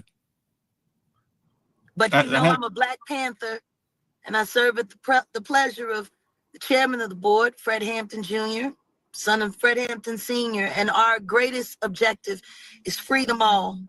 Right. And power to our people. You know, Ronnie Bo is in a very interesting situation now where they're trying to force him back inside. They play around with our people. You might need a little extra protection. You let us know. I know some people that might be able to help. Okay. But I think they're trying to railroad you. Right. And they're trying to throw something on you that ain't yours. Right. Oh, they definitely can't do that. Ain't nothing mine. I think they more trying to get me to bring. Sir, see, that's where you're wrong. They absolutely can do that because you have held on to this evidence for 16 years. They can have you be an accomplice to Diddy's crimes. They can say, well, he knew what Diddy was doing because he had the evidence and he didn't turn it over. And the very person that gave it to you, I wouldn't be surprised if they sent someone to the grand jury to speak against you to say, hey, he knew what was going on. They might even say that you participated, Mr. Pizza, on the license plate. I mean, it's not a good look for you, Courtney. It's not a good look. It's not. Him down. I know that you are definitely being used, but trust me, if they can't get you to do what they want you to do, they'll find another way to get it done. Yep. Right. See, it's that plan B. It's those contingencies that you always have to prepare for. Mm-hmm. See, the way he's looking around, he's having an epiphany as she's speaking. He's realizing, like, damn, she's right. Because again, let's just play devil advocate and say Courtney Burgess really has been in the music industry for 35 years. Then, nigga, you know how these motherfuckers are too. If in fact you are close to Diddy's dad and you really, you've worked around Pac and you've worked around Frank Lucas and you've worked around Jay-Z, then you know how they are. They can do whatever they want to do, and you really ain't got no sort of protection whatsoever, especially if your only protection and your only legal protection is Ariel. I got you. Look at that comment. It said, Chris Todd said Ariel is a plant he sent from Jay-Z. Did I not just say that shit multiple times? Literally.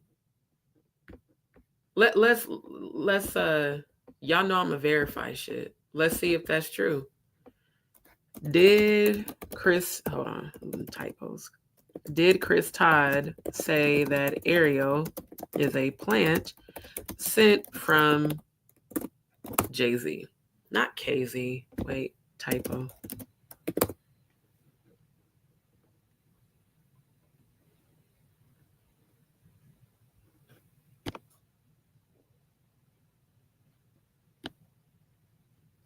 Hold on. And Kevin Hart? What?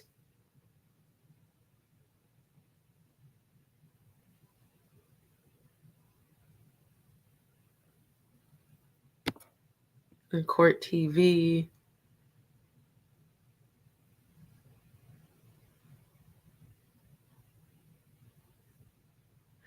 Okay, hold on.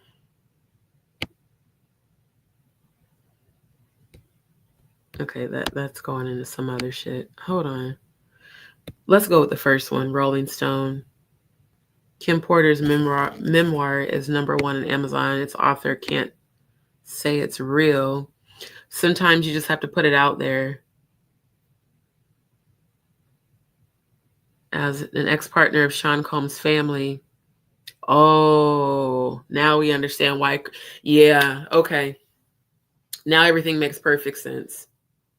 Claims the book is fake. Well, of course, especially if you were responsible for giving the evidence to Courtney Burgess and or, being involved. Before her sudden death from Lobart pneumonia, again, pneumonia, 2018. Numerous typos, factual inaccuracies, and incredulous claims involving high-profile names made little traction upon its release.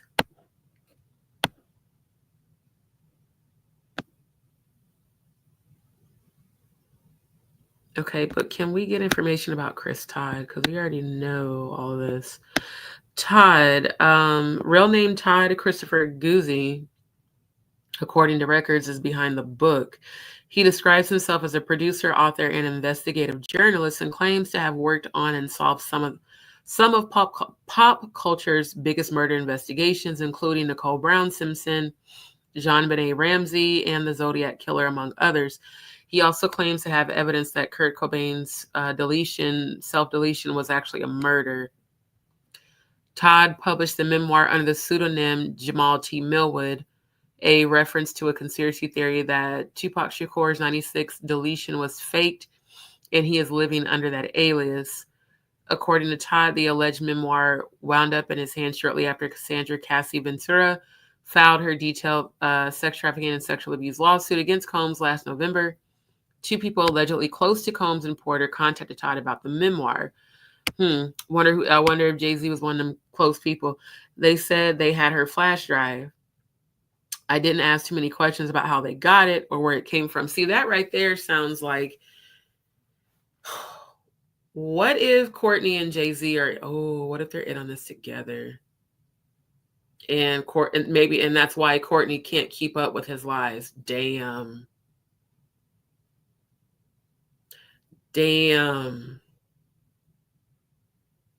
I didn't ask too many questions about how they got it or where did it come from.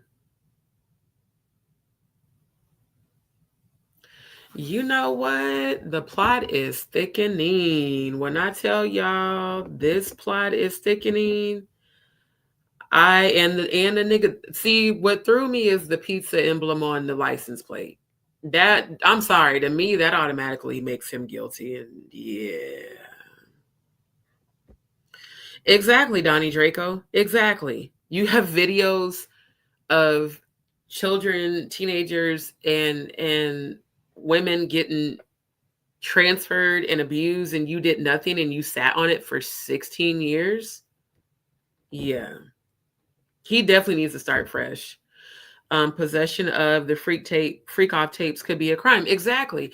And that's why I want to know. I feel like he might get locked up for real. I feel it. I feel like he either is going to get locked up, or he's going to come up missing, or he's going to end up with a mysterious case of pneumonia. Because something about this man, I mean, even just looking at him, something about him ain't right. And I cannot see a logical reason for keeping flash drives for 16 years that contain evidence of alleged trafficking and sexual abuse, with Diddy abusing children, teenagers, women, and men. And then on top of that, remember at the beginning of this interview, he said that they confiscated his phone because there was evidence in his Gmail. So you sent the evidence to your Gmail so that in case the drives ever came up missing, you would still have access to the evidence. So who were you blackmailing with the evidence? Because that's what it's giving. It's giving you were holding on to the evidence for blackmail. How do we know you have not been extorting Diddy and others who are on, you know, these alleged drives? And how do we know that you weren't viewing them, since you have a emblem of pizza on your license plate? Can we see, is there any evidence of that?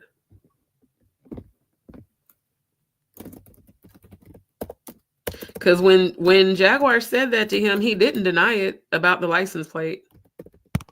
He never said, no, that's not true. He just laughed.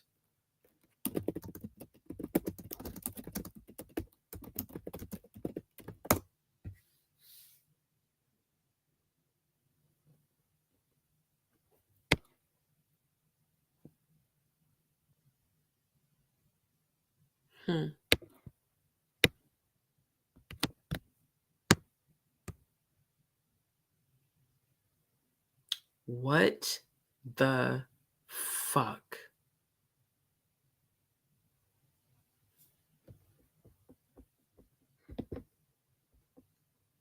What the hell? You have to pick this. This is...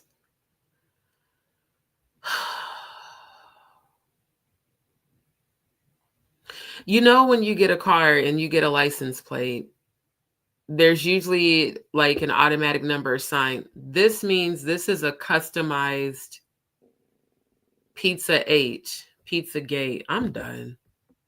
If this is really his license plate, I'm completely done with this motherfucker. You know what? The more this shit goes on, the more I don't think he's innocent. I hope Jaguar doesn't fall for the bait, sis.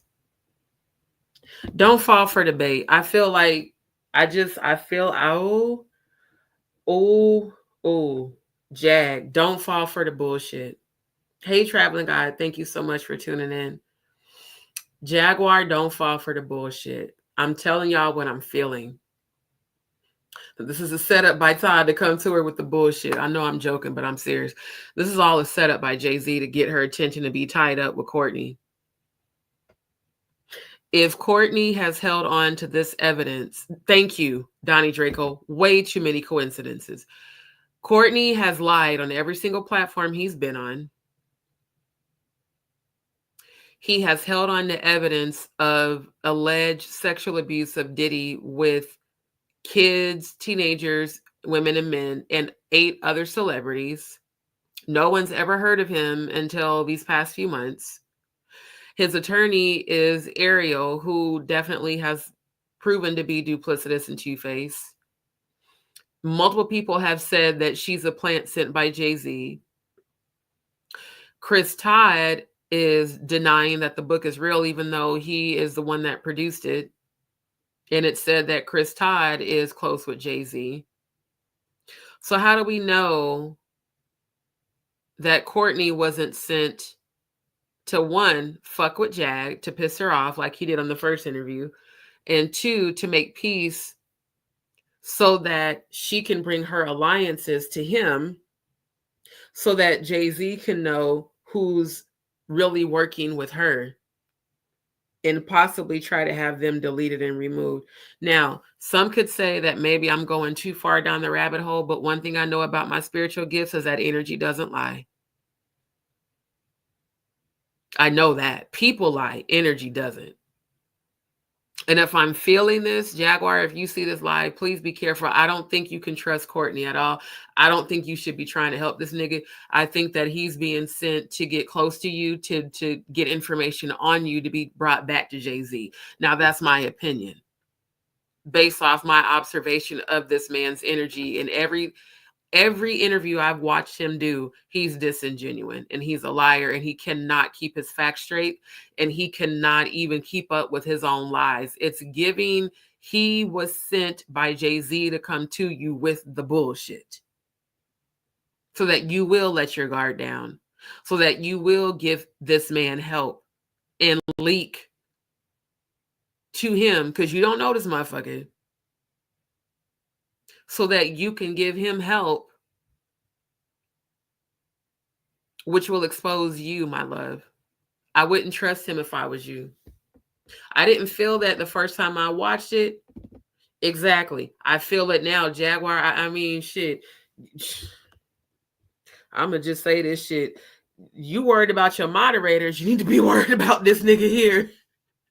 Dead ass. I mean, I get what you were saying about the mods that was talking shit or whatever, but if it was me, I would not fuck with this nigga at all. I would not let him reach out to you. I would not. I'm serious, sis. I wouldn't trust Courtney worth a damn. I wouldn't.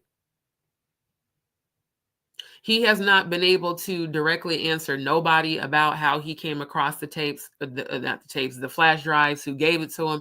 The nigga lied about his house getting raided. Then he received a subpoena. And again, not only did he wait for the book to get monetized, you sat on evidence of abuse for 16 years. I have a feeling, sir, you're going to be the next sacrificial lamb. They're going to lock you up. And if they don't lock you up, Jay-Z's people are going to come for you after that hearing. That was why, because it was weird. Like, my answer was like, oh, he got 12 days. I was like, damn, 12 days? I was like, yeah, 12 days. That was on the 7th.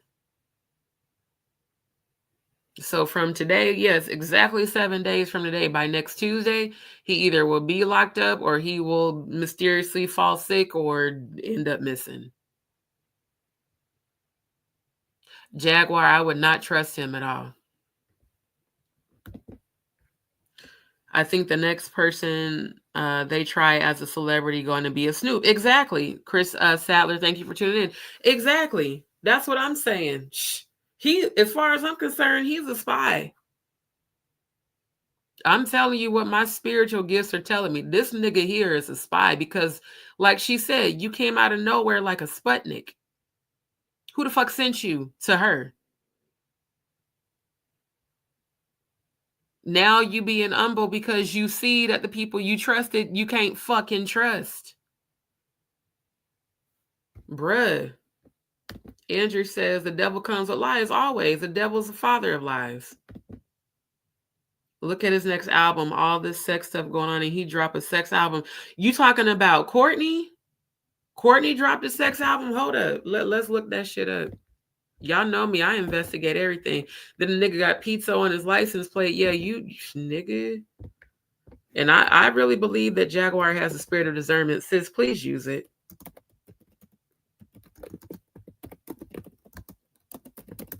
Because this nigga here is a spy so that he can get information on who you're close to. That's my opinion. Let's see. Hold on, let me go back. He said, look at his next album, all this sex stuff going on, and he dropped a sex album. Gene made me think the other day. Gene Deal knows what the fuck's going on. You talking about Snoop Dogg? Okay, let's see. Yeah, I don't believe that Snoop is innocent no more. And you know, I used to love Uncle Snoop, but not no more because I feel like he because I showed y'all in the last live the clip from Starsky and Hutch. He played a pimp and a drug dealer who was a snitch, a federal agent for the LAPD. And that's exactly what he went to court for before he started Death Row Records, because he was on death row. These niggas, what did Kendrick Lamar say? Niggas like they got sup like bitches, got me thinking you don't like bitches. Yeah, for real. Snoop drops. Let's see.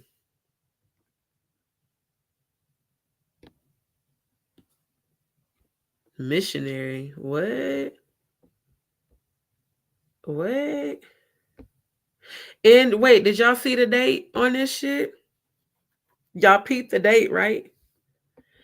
Let's verify if this is on the satanic calendar. What's the date that it was released? Man, get off of here. Get off of here. Announced on October 30th. Okay. Let's give y'all a refresher. Let's give y'all a refresher. Okay. Yeah, let's dive a little bit deep in this. Let's dive in right quick. Here we go. Because see, I covered this right after Hallows Eve and Halloween. So again, this is a satanic ritual calendar, right? Because I was showing y'all about the true definition of Halloween and Hallows Eve, right? Okay. So October 13th through the 30th is preparation for All Hallows Eve, abduction, holding, and ceremonial preparation of individual for human sacrifice, which explains all the abductions and, you know, people who get trafficked during this time. What does it say for October 30th? October 28th through the 30th, Satan's High Holy Day. And again, we're looking at the columns. Date, celebration, type of ritual, usage of the ritual, and age. So do you think it's a coincidence that Snoop and Dr. Dre are back, number one, and they announced on the 30th that their missionary album is slated to arrive on December 13th? So let's go back to the calendar. So we have All Hallows Eve and Halloween, blood and sexual climax, association with the demons, animal and or human sacrifice, any age, male or female and or animal. Then we have Satan's High Holy Day, blood, human sacrifice each day, any age, male or female. I keep telling y'all that this shit is so into it being about satanic ritual abuse. It's definitely not about niggas being freaky. It's about niggas sacrificing people to their deities, to their gods. And I already showed you guys the Bohemian Grove footage and them allegedly sacrificing an adult female and an infant. It's not a coincidence that these men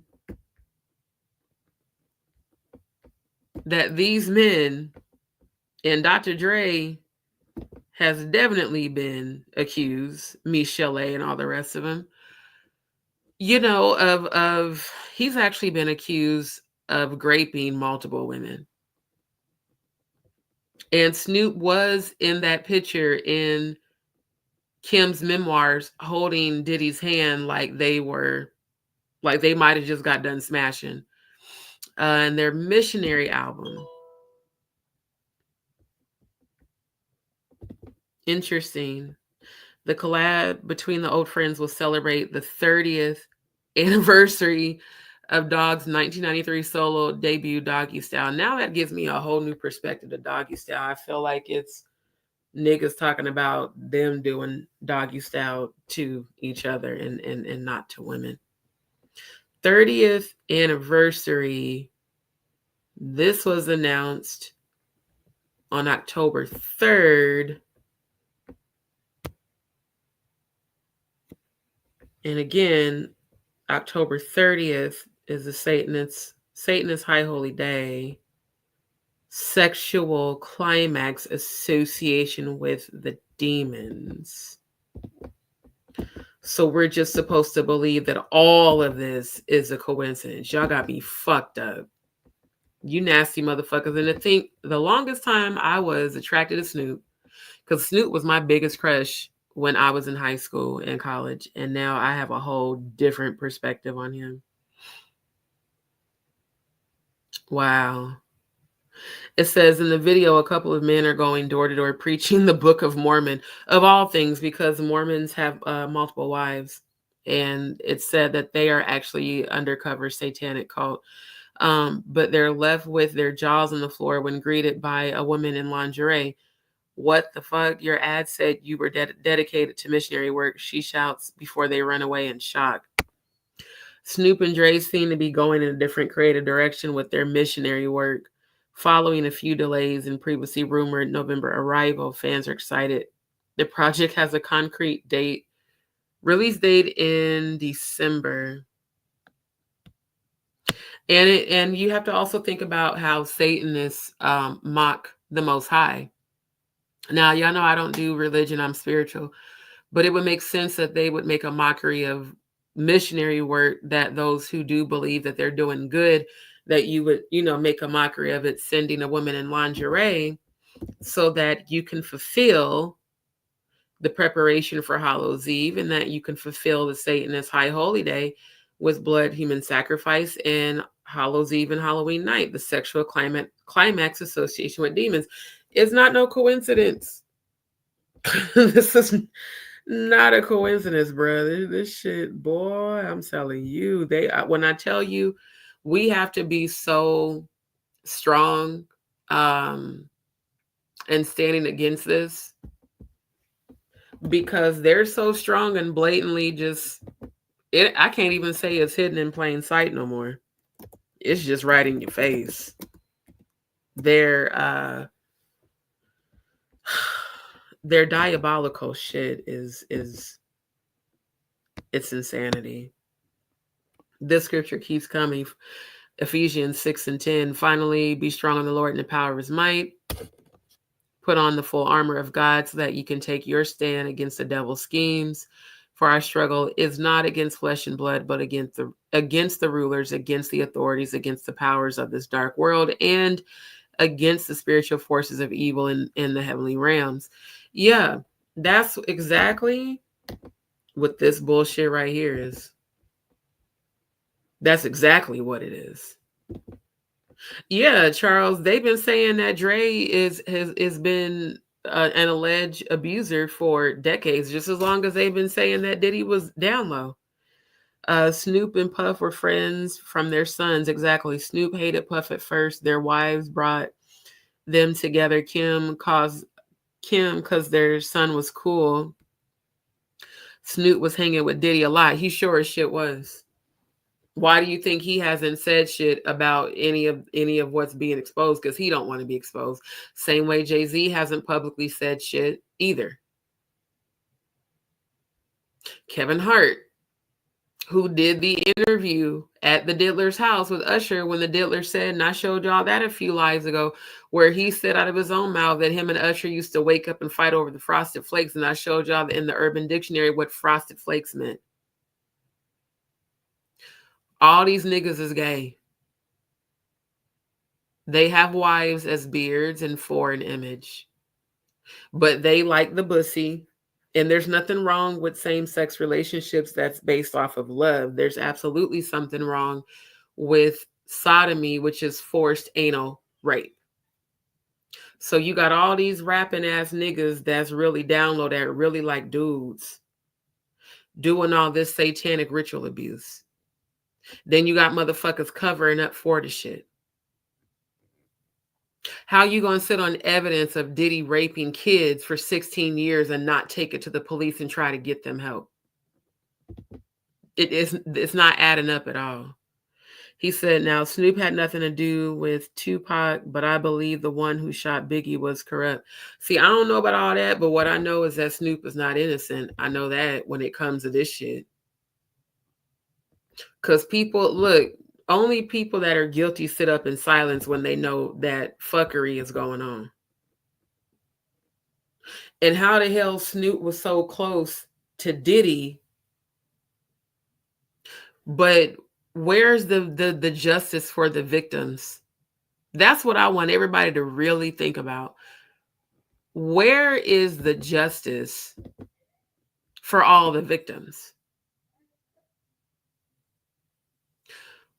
Why wouldn't Courtney get help if you had evidence that Diddy allegedly raped and molested kids? Do you understand what I'm saying? These are children. Children don't deserve to get abused. If you had evidence of this, why wouldn't you turn that shit in? Why would you sit on it for 16 years? Probably because you was sitting on Diddy. It makes me angry. It does. I cannot. From the situation of Snoop video being shot at in that Big Dreams New York song got shot at where they filmed it. I did not know that. Yeah, this shit is diabolical, bruh. That they announced it on Hallows Eve. One of the biggest days for the Satanist high holy day. And again, blood and sexual sacrifice associated with the demons. Yeah. Okay. Okay. But that's all innocent. It's all coincidence, right? Just a bunch of coinkydinks. I think not. I think this was very much so planned based off of this calendar. And the other thing is that the 4th is the Diddler's birthday. And that is a celebration of satanic revels. Sexual is the abuse. Type is oral, anal, vaginal. 7 to 17 female. That's the age. How can a man, I can't logically understand how an adult male can have any sort of a sexual desire or affinity for a 7-year-old. It's a child. And in my opinion, that's still almost a baby. 7. That's why I don't feel sorry for none of these motherfuckers. I don't feel sorry for Diddy. I don't feel sorry for, if Courtney was involved, I don't feel sorry for him. And Jay-Z, you've been accused by so many people. I can't wait for them to bring your ass down. I can't wait. Because they really think that their Luciferian connections are going to protect and save them, not from God. Not at all. Donnie says something had to change. Tupac and Suge started to make Snoop uncomfortable at death row. Something had to change. Exactly. And the next thing you know, Pac is out of the question. And keep in mind, y'all, Pac was exposing this industry shit right before he turned up missing. Because I don't know if Pac is really gone for real. Pac could just be, living his best life in seclusion. A lot of celebrities do that. They be faking their own deaths and then go live in the Bermuda Triangle or somewhere where it's remote and they can't be found. Sean Combs needs to be in jail for murder. Thank you. That's what I said, and that's why I'm gonna keep playing the video for y'all could see Natania Reuben, who he shot in the face allegedly in 1999. He deserves to be in prison for murder, not just the sex trafficking and sexual abuse and physical abuse. Sir, a lot of people around you have said and talked about how evil you were and how you and Jay-Z had no problem deleting people that didn't want to do what y'all wanted them to do. Pac in Canada, I wouldn't be surprised if he is. He said he went to Canada because it's the only place that's like the U.S. True, but also Canadians don't really care for blacks. So, I mean, I could see him, potentially dipping off there just to escape from here. I'm not going to lie. If I ever left the States, that would be one of the, countries or regions that I would consider. But yeah, for those that want to have this information to research on your own, I'm going to put the link for the satanic ritual calendar, because when I tell you, I came across this shit last year and it blew my mind. I was researching satanic ritual abuse for my lives that I was doing on my Facebook page back then. And also because of, once again, the sexual abuse that I endured at the church and in the church, that a lot of people have also endured. It's a terrible thing when a pastor rapes and molests children and rapes adults and gets away with it because he hides behind the pulpit, or she, because there's even women that participated in this shit, and every last one of y'all are going to be brought down. Trust me when I say that. If he went to Mexico, he said he would die from the cartels. Of course he would. And it's very easy to find people in Mexico. That would not be a place that I would go if I'm trying to hide from people. Also, when he went to his sister, she allowed him to stay. Once people found out, she threw him out in Cuba. He said Middle East was way too bad for more. Absolutely, I would never ever go to the Middle East. I don't even ever want to visit there. Pac and the Dog Pound here said on the radio then they got shot. Wait.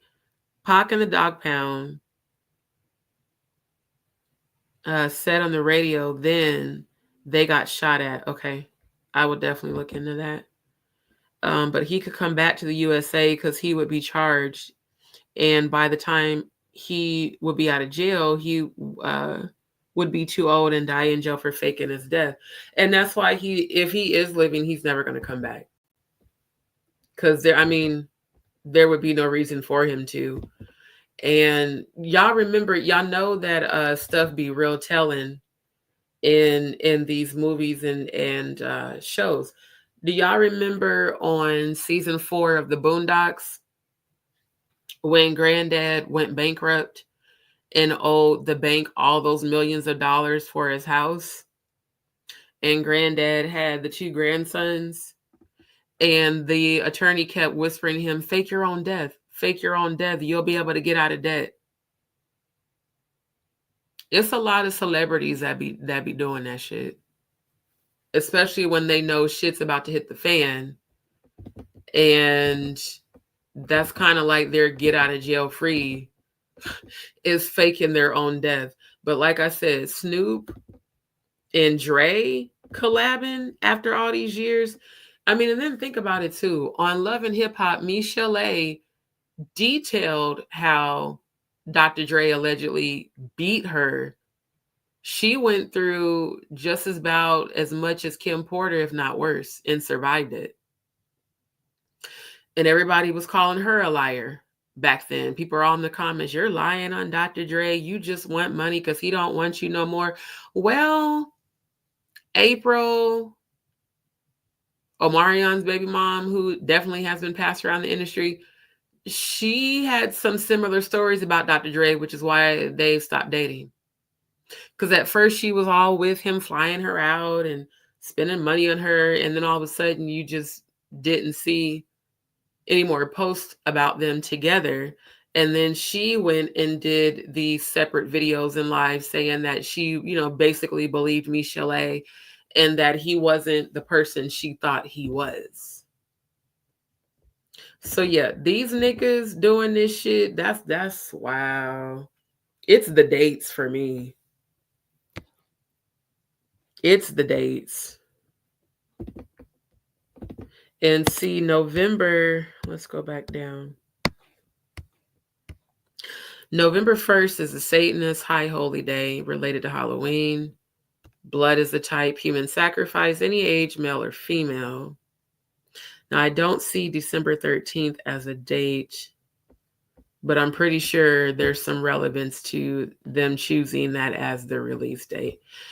But back to the interview, if I were Jaguar, I would not trust Courtney. And I really pray for the queen that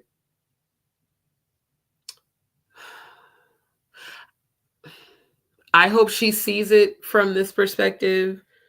And I hope she just be very careful, Jag. I don't trust this nigga. I feel like it's a setup by Todd to come to you with the bullshit. Todd meaning Jay-Z.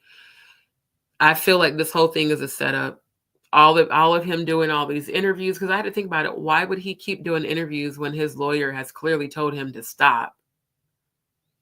And that very same attorney went on mainstream media and said that his house was never raided. So you corroborated and basically confirmed his lie that he's done all in these YouTube streets. Why is this man doing so many interviews if he's so afraid of, you know, the repercussions of snitching, essentially? And above all, why is Ariel his attorney? The same woman that ghosted Jaguar when she sent her a message saying, please help me, they're trying to delete me again. And she left Jaguar on red. Jag, my love, this is a setup. Please. I would not, if I were you, I would not trust Courtney at all. I just wouldn't. Did Ariel find you or did you find her? It was like they found me. Exactly. I didn't find her. Yep. That makes sense. They found you. Todd introduced me. Because it was a setup. I guess I can say Todd. I don't mean Candy's husband, Todd, but yeah, it was definitely a setup by Chris Todd to come to you with the bullshit. Definitely. Sent it to me. Chris Todd. Chris Todd, the same one who published the book and then turned right around and said the book was lies. Chris Todd, who has been very close to Jay-Z. I mean, sir, I don't even believe that this nigga is that slow. I think that he could be potentially reading some sort of a script, because you notice he doesn't ever look directly into the camera. And like I said, he keeps mixing up and it's almost like he's forgetting his lines every time he lies. Dead ass. It's like he's forgetting his lines. This shit is actually sad. I'm making a joke out of it because I just can't believe it, but it actually is sad. It's interesting because Chris Todd just said that after the gag orders were in place, she was going to be irrelevant. What does everybody seem to know that you don't know? Hey, right. I want to try to find out.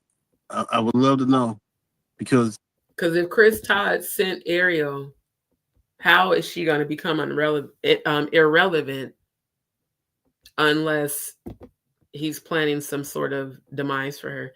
Big said it on the radio. Michelle left Dr. Dre for his business partner Suge. Now Dre is forever tied to Suge Knight. Their children are step siblings. Wow. Can't be for the money. Yeah, I don't think so. I think it's a setup, another way to infiltrate her, for them to find out who she has allegiance and alliances to, that may be people in a position of power that can take them down. Think about it. There's this old saying, keep your friends close and your enemies closer.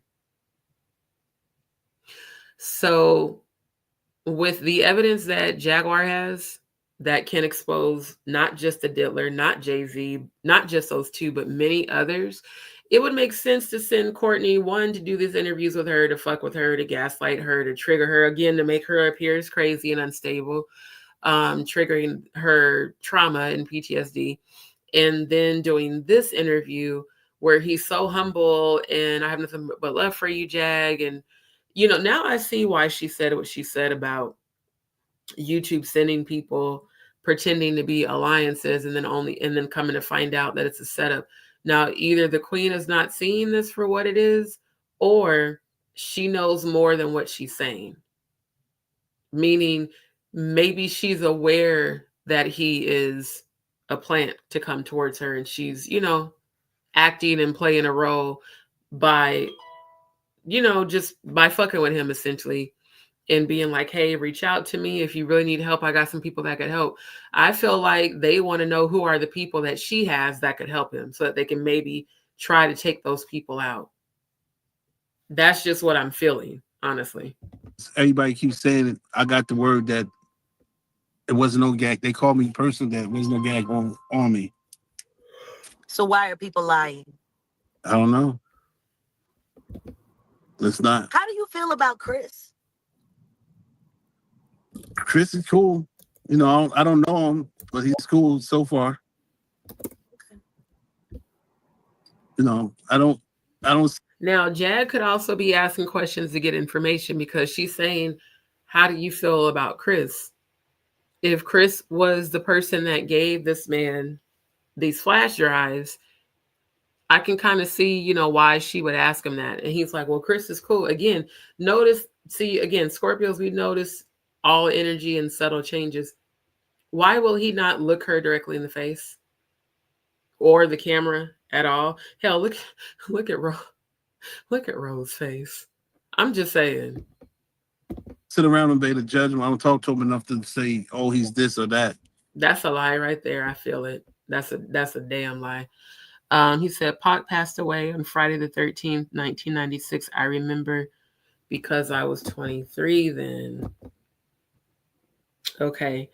So Pac, what was the date again? The 13th. Okay. Now this says the 7th.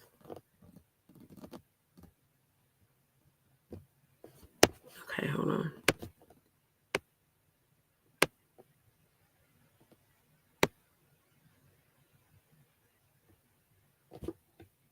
If you don't get off my screen.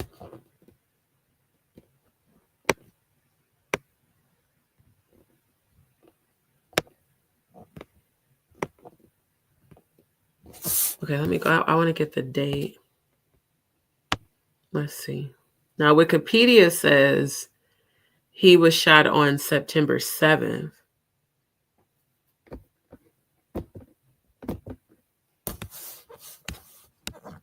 Look at that. I knew it was going to be on there. September 7th. Celebration, marriage to the beast. Sexual is the type. Sacrifice. Dismemberment. Infant to 21, female. He was 25, so they made an exception for him. Again, September 7th. Celebration is marriage to the beast. The type is sexual. Usage for sacrifice and dismemberment. It's crazy how all this stuff that I researched like well over a year ago is relevant to this right now. Actually, it's not crazy. That was God preparing me to show this. This is insanity. This is really crazy. Now, he was shot on the 7th. He transitioned from his injuries on the 13th. Okay, so we don't have the 13th on here, but yeah, the 7th was planned. This is definitely planned. Wow. Wow. Shit is wild, bruh. This is wild. But Pac never passed. He left, bro. He shows you he leaves the hospital in the movie Grit. Wow. And remember how they showed him putting on the fake skin and all the makeup to make it look like he was dead, and people kept saying they felt like that's what he did this time to fake his own death, allegedly. Wait, you don't know this guy, but you accept the flash drive. He could bugged his whole PC with that. Never trust the flash drive from someone you barely know. Hell, I don't trust the flash drive from anybody I do know, just because I know that people be loading them with viruses and spyware. So like I said, the milk, something in the milk ain't clean about Courtney.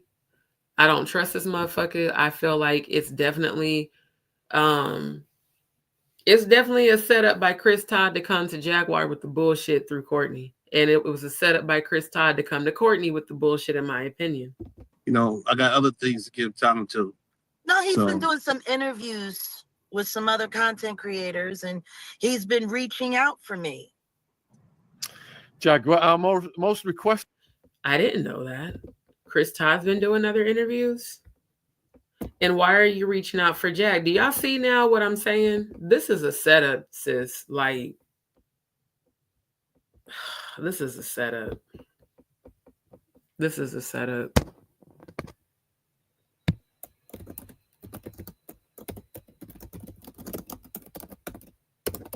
This is a setup. Let's go to videos. Oh, I was hoping that I could see the dates.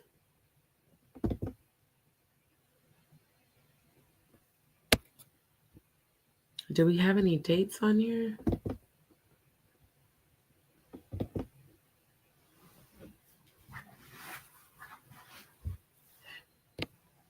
Yeah, of course there's not too many results. Okay, so it's very interesting. Go live. Yeah, she ain't about to do that shit. Huh. What do you think about that, Courtney? I'm not your enemy. So if you, like you said, you investigate everybody who before you go on. You know what though, sis? Again, I don't believe that Jaguar is without discernment. I notice how she keeps asking him questions about Chris Todd. Cause she's suspicious too. But I would not be extending a helping hand to Courtney at this point if I was Jaguar. I wouldn't. On there, and every podcast you come on the host. I do. Yeah, so that's what what you taught me just now. That's what you should do. Okay. Then I guess I'm gonna have to keep it in prayer. Right. That's what I do. I pray all the time. I pray all day. You got to in this day and age. Everybody's up to something. Everybody got a hustle, and everybody's got a new set of lies. Now, I do believe that for the industry. I do. I believe that these people in the industry are diabolical and they can't be trusted. But in real life, those of us who are true and genuine don't. But in this industry, I wouldn't trust nobody. Hell, even locally, I don't trust people that are in the industry. I observe them for a while. And that's why people who have, wanted me to come in alignment with them or to befriend them, nah, I'm good. Because if your energy doesn't match mine, if your vibration doesn't match mine, I already know you're going to end up fucking me over and shitting on me. Hell, the people that I've known the longest out here have done the same shit. Even one of my so-called friends that I felt was like a sister to me after 25 years betrayed me multiple times. That's why I don't fuck with people. I will only fuck with a person if I feel that their energy, their vibration is in alignment and it's very genuine. And as a Scorpio, we test people all the time, silently.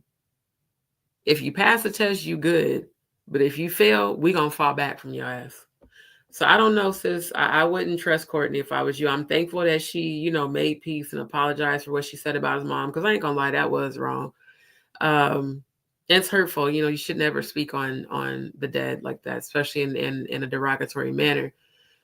But I'm not really buying his sudden change in energy. Because remember, Ron even said at the beginning, he said, "You're a different man tonight, Courtney." I bet he is, because he was coached to come and try to gain Jaguar's trust. Right. This is all this great. It's wisdom. I ain't stressing about Nick anything. ain't got a lick of hair on his head and talking about all this great. Well, you're not supposed to. Oh, I don't have None to. of us are, not even at the worst of it. Yeah. It's all in God's hands. The truth is, we're just acting out our parts. This was all written. Right. Right. That's what I came up with last night. This was written. This was written. Because it's generations. This ain't just up until this is generation thing. And they seek me out and say, okay, only person strong enough to go up against them will be me. Not taking that away from y'all. That face she just made said a whole lot. She just said a whole lot without saying nothing. Andrew says was shot in the 7th, died. Right. Yeah. He died on the 13th after taking off life support. Exactly. I never trust friends and barely family. I'm gonna be real with you, Charles. I don't trust friends or family. That's why I don't claim people as friends anymore. Either I consider you, family in terms of, after we've got a chance to establish trust between one another, or an associate. And as much as I love my relatives, I don't trust them motherfuckers either, because they've proven to me that they're not loyal. They've proven to me that they will shit on me. I mean, I've had my own identity stolen by a sibling of mine. who went and opened up bank accounts and credit cards in my name when I was 18. So ain't no trust in motherfuckers that show you that they grimy. Not at all. Not at all. Dead ass for real.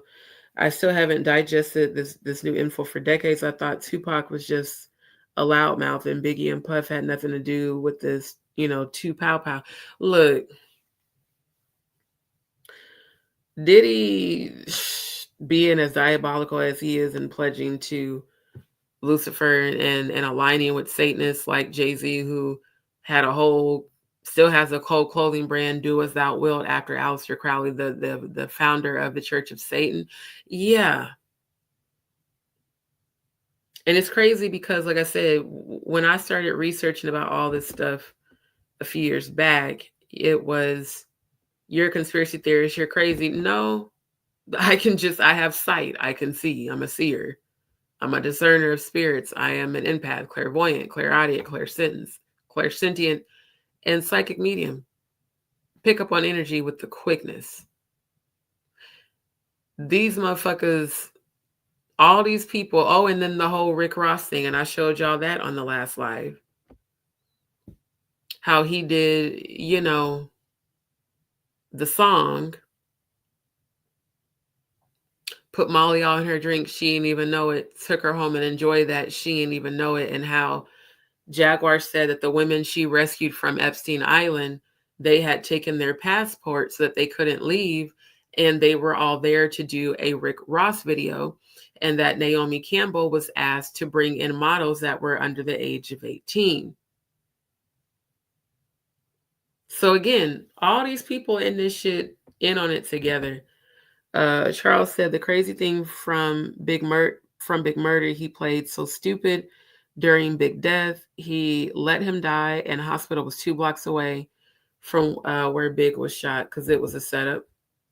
I think they're trying to find out who she got on her side. Exactly. That's what I was just saying. That's why I stopped the video, because like my spirit of discernment was like, nah, bruh.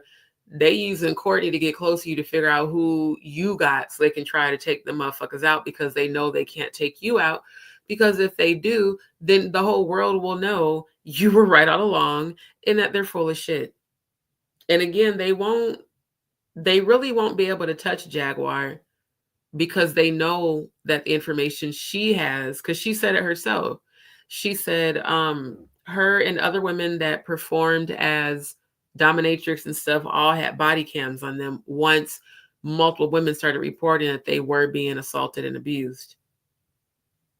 So if they didn't know at that time that they were doing the freak offs, that she had body cam footage, that the other workers had body cam footage, that's the reason why they won't come for her. That's the reason why they don't want to put her on the stand, because they know she has evidence that'll bring all of them down, especially Jay-Z. If he wouldn't have drove around for 30 minutes and went straight to the hospital, Big would still be alive. They didn't want him to still be alive. They didn't. But he can't come back and say, "Oh, I'm mad because I ain't work with him," or this or that. That's what I'm talking about. Oh no, I hear you. Yeah. I hear you. The question is why were you selected though? See, Jag, that right there should tell you something. Why was he selected? Well, if he is Frank Lucas's godson, and if he is potentially close with Jay-Z behind closed doors, and then he was allegedly close with Diddy's father, and he was allegedly close with Pac's father, yeah, they're going to pick a nigga that, from what it sounds like, has been very messy in this industry and very definitely duplicitous and fake. Who chose you? I don't know. I'll find out. Andrew, that's exactly what I said. Andrew said, how did he go from being one way to another so fast? Because he's fake. Exactly. That's why I was like, when I first seen this, I'm like, oh, this is dope. They're apologizing, they're making up. But then the more I look at this man, again, Scorpios, we are such silent observers. We observe when your energy shifts. We observe when your body language tells us everything, your mouth isn't saying. The entire time this man's been interviewing, see how Jag is looking into the camera as she has most of the time. See how Shaun is looking into the camera. Roe is probably on his phone. This entire interview, Courtney B will not look directly to the camera or to her. And even in psychology, we learn that that's a definitive sign that someone's lying and being fake. Go to 12. I'm sure. I'm sure. I'll definitely be the third person to know. No. Weird. I would definitely call you, even if you got a iPhone. I zoom in. Because, why are you trying to zoom her in when you go to trial, when you was just talking cash money shit about her at the beginning of this interview and throughout the entire last interview? It's giving, I pledge allegiance to Baphomet and Lucifer. And I'm going to play innocent. I'm going to be meek and mild and humble so I can gain your trust. I definitely see why Jaguar doesn't trust people, especially in the industry. You really shouldn't, because, I mean, most people in the industry are into the darker side of things. It's very rare that people that are, especially the ones that go big in the industry, that they are not. So I don't know. I just hope she keeps her distance from Courtney right now, because it's definitely given informant, spy, going to take all the information you give him and run it back. I got iPhones. Okay. I got 4G phones still. Okay. I got a satellite phone too. That's what's coming up next for me. My dad told me that the last time we spent time together before he passed away, he said when things go left with the country and they cut off the internet and they cut off, your ability to take care of yourself, he was like, make sure you have a satellite laptop and a satellite phone. And my grandfather had one. My grandfather was in the military, and from what I remember, he was in the CIA as well. Charles says, notice the similarities to the officer that ordered the arrest on Puffy and how he looks similar to Shine. All this is being a thing to target artists. Exactly. They're targeting her. Donnie says, Courtney can't look at the camera. He is the one on the hot seat. He's the one that has been summoned to court. He is the one being questioned on this live. Yeah, but I'm talking about in terms of him not being honest and being genuine. Courtney's energy has switched so many times that, in my opinion, he's definitely, made himself out to not be trustworthy. Because one thing I know about energy is that when it constantly shifts, it's because of what's behind that energy. Like straight up, it's literally because of what's behind the energy. And what I feel, this is all a setup. So I'm going to pray that Jaguar uses her discernment and does not give this man any sort of help or any sort of information, because he can't be trusted. Hell, he couldn't even keep his story straight on any of the platforms that he's been on. You're going to get to know about me. I'm not at all what I see. No, I never thought anything bad about you. But you ask anybody, I had no beef. Nigga, you said I never thought anything bad about you, but yet you called her a whole entire loser on the last interview. You trashed her career. You said her music, was irrelevant. She hasn't had a hit in forever. And even at the beginning of this interview, same energy, talking about your face is fucked up. When, again, you have a very unfortunate face, a very unfortunate face. So, yeah. It's all of the lies that he continues to tell, which is insane. Which we first came on, you're shocked the way, but sometimes, like you say, I do the same thing. If you rap with somebody, see what. Oh wait, hold on. Andrew says, see, if you go at someone you can't touch, then you use the people around them to hurt you. Exactly. And I've experienced that in my own life. That's why the people who have been around me, once I realized that they were sent by the very people I'm speaking out against, I stopped fucking with him. Because I was like, oh, so since they can't get to me, now they're going to use her and, you know, the other people that I know from these churches to try to get information from me. When I tell you, like, discernment is so real that you really do have to be in tune with the Most High to be able to discern who's truly for you and who is not.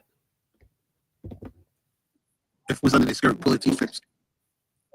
See, you know what I'm saying? I've been listening to me. I have been horse trading with men at boardroom tables for 27 years. I did a couple of shows with the groups. I'm sure a lot of people have. Yeah. They've been around. Yeah. You know, it's so funny when I hear people talk about my history with the Roots. They never ever take into consideration why I walked away. Mm-hmm. You know, a lot of people, they like to wrap up people's careers based on the, you know, the active stats and this and that, but they don't really go and look at the DNA of who they are. The second that they were willing to sign to be the Tonight Show band for Jimmy Fallon, I lost all interest in having anything to do with them. Mm-hmm. It was a sellout moment. See, hip-hop Definitely was a sellout moment. And what sucks about it so bad is that the Roots was also a group I used to look up to in terms of Black empowerment. Because again, I'm from the home of Malcolm X. So I'm Black and I'm proud. Ungaba, Black Power. I mean, I heard that my whole life growing up, even though a lot of white people, they were racist. And there are those who aren't. The Roots back then represented that. Black empowerment.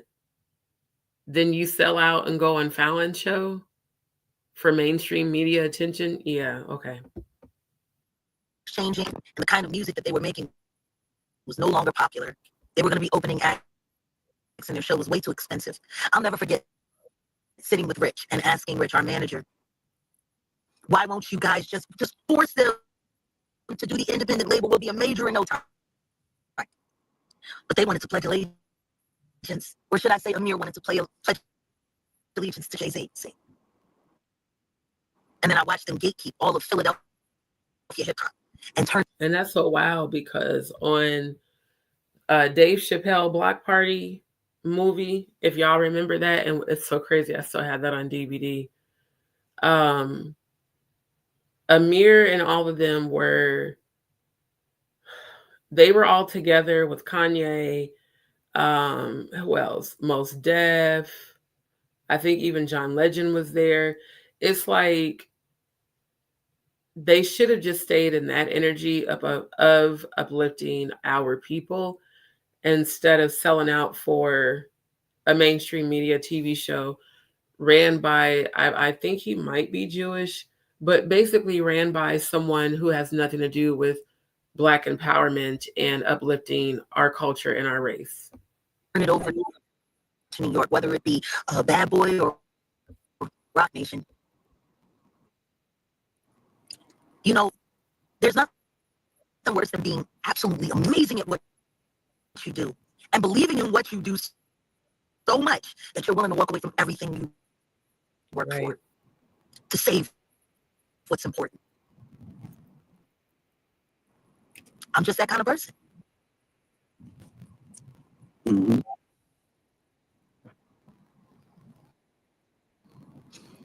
God needed me more here. I played dress up enough. I had everything that any woman could have ever wanted and 10 times over.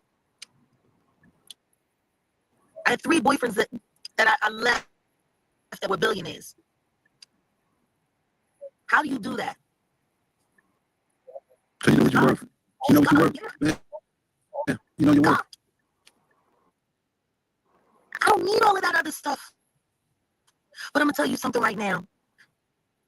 To be able to go out on tour and not have to worry about what girl came up missing, right? And if she got, moved around, to be able to go out into the studio and not have to worry about if a crime was committed in my recording booth before I started recording.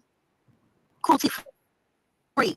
To be able to create that cruelty-free environment so artists can just be artists. That's where I am with it now, Courtney. That's all that matters to me now.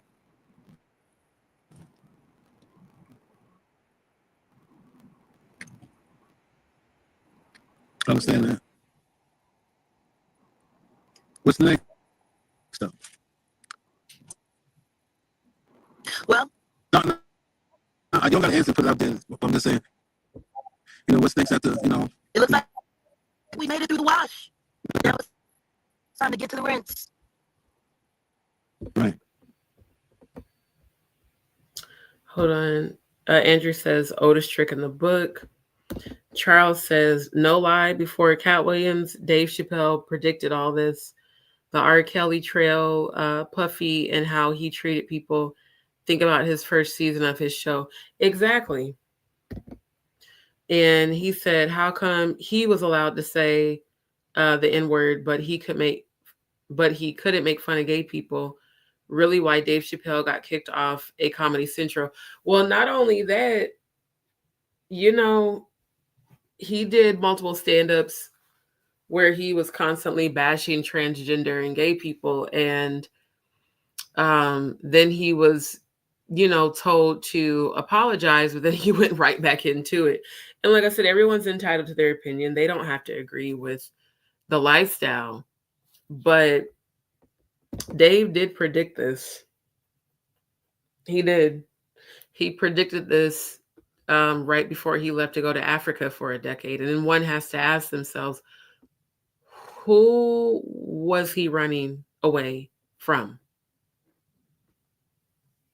Because it said that he was at these parties too.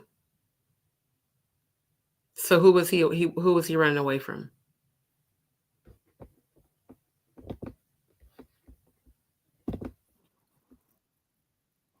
That's what answer I was looking for.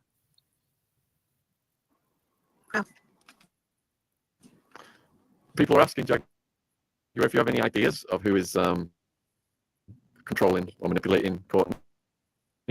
I have a few. Figured. Out of respect for Courtney's safety and his grand jury appearance, I'll keep that to myself right now. Of course, yeah. I think. Notice how she said right now. She didn't say forever. She said, due to his court appearance, I'm going to keep that to myself right now. So, hopefully sis is using discernment, which it sounds like she is. But Jag, I'm serious. I would not feel bad for him, and I definitely wouldn't be extending any sort of an olive branch. It's I keep saying it's given a setup by Todd to come to you with the bullshit through Courtney. I think we all need to keep a tight eye what happens on the 12th. I got a feeling some surprising things are about to come forward. Hold up, I see another comment.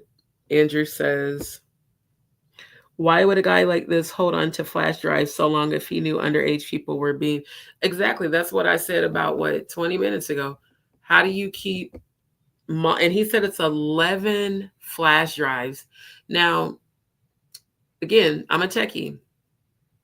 The standard USB flash drive can hold up to 32 to 64 either megabytes or gigabytes. Most of them hold up to 64 gigabytes. Some of them hold up to 8. Some of them hold up to 32. The standard ones hold up to 32.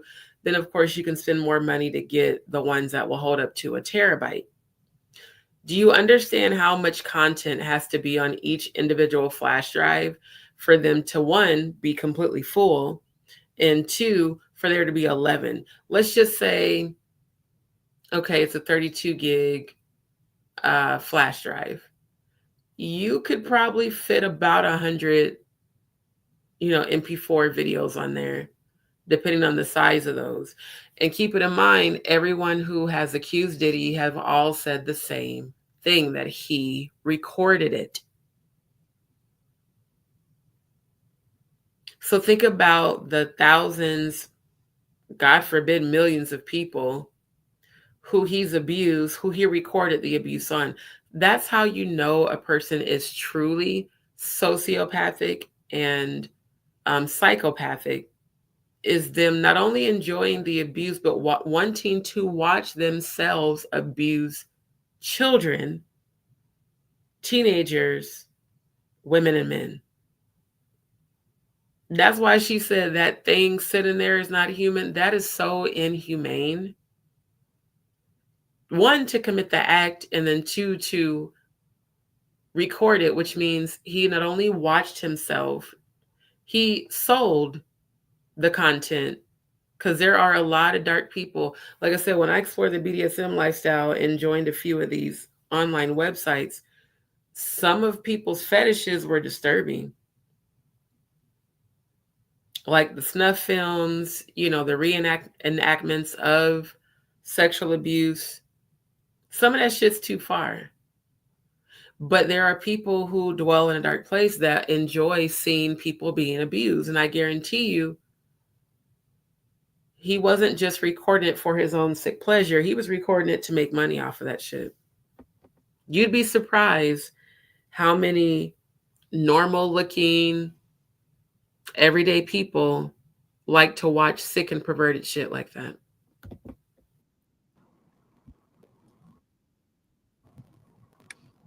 Yeah.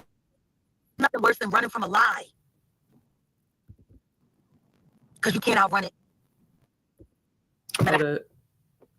Charles said, Jack said she's not innocent, but she just waited for statute of limitations to run out on her crimes. Exactly.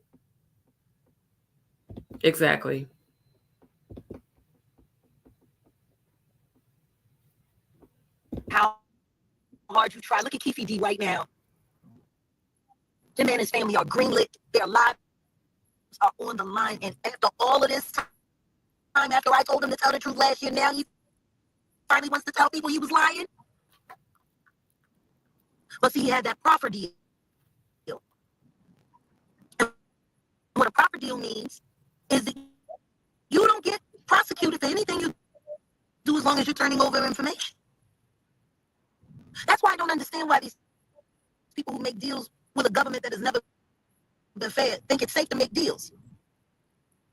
Because the second you make a deal with the government, the only person that's forced to stick to that deal is you. All they got to do is get a new politician to come in and say, we ain't honoring this no more. We got a new guy. And there goes your profit deal. Am I wrong, Courtney? Nope, not wrong. He don't even realize what she's saying without saying it. And I don't think he's smart enough to pick up on what she's putting down.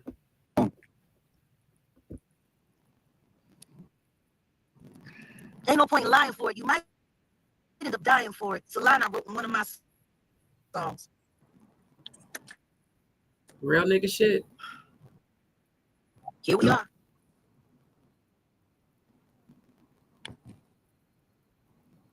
Whoa, I wish I could say more, but I can't.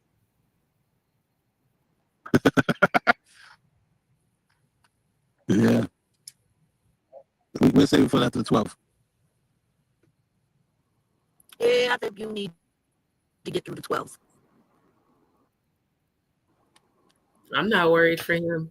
I'm worried for Jack. So, I mean, I'll be honest, we've taken some pretty incredible steps on the podcast today compared to the first episode. I think this conversation has been amazing. And, waiting to see exactly what comes from your evidence, Courtney. I think everyone is waiting excitedly, because I think that's going to be the next big moment for you. How do you think you're, we're already talking about how your life's changed. Andrew, it absolutely is a crime. Absolutely. Especially because they're underage. Changed already. If your evidence is used as a key element in this case, it's going to just blow up 10 times the size, right? I mean, are you ready for that? I'm ready for it because it's one, whatever they did, and they found, I'm talking the ones who they see, I wasn't there when they did it. They did it. Oh, no, that's not what I meant. No, absolutely. Doesn't matter if you were there when they did it. What matters is you sitting on the evidence for well over a decade, for damn near 2 decades. That's what matters. I'm not saying by any means you're guilty of anything. I'm just saying it seems like this could be a major moment in the case. I mean, this is, you've handed in physical evidence. It's so publicly known. There's so many eyes waiting on to see what the answers are. If this turns out to be key evidence, you're it's going to blow up even more. Is what I'm saying. And I think I didn't hand it to them. They confiscated it. I didn't. And I ain't walking to say, here you go. I okay. With my laptop off there. And I think you're in the phone like you have it. Yeah. And that's how they enter my Gmail from my phone. Yeah. Somebody set you up something nasty. Yes, they did. I'm assuming I can't ask any further questions about the phone, right? Because it's evidence. I'm assuming. Correct. Okay, that's fine. All I can do is don't answer. Don't hurt for trying. Well, if the feds have entered your handset through your phone, right, and they have then requested you to come and give evidence, what was it that was on the phone that spurred them? Was it conversations? Was it media?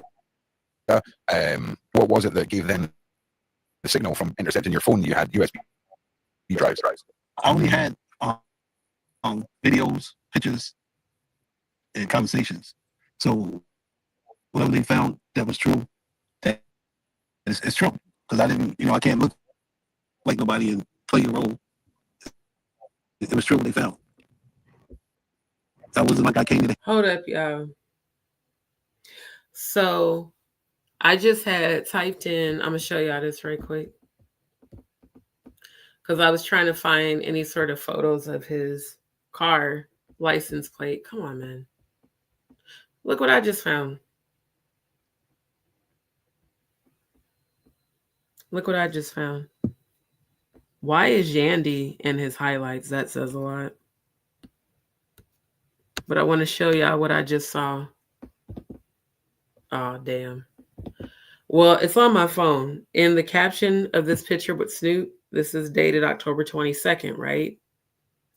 Right before his interview with Too Strong. The caption says, "My outlaw brother, Tupac, trusts this guy in the yellow." Now, in this photo, this is Diddy. So let me do this. I'm going to switch back over so I can log in. Because I want y'all to see this. I mean, wow. Just wow.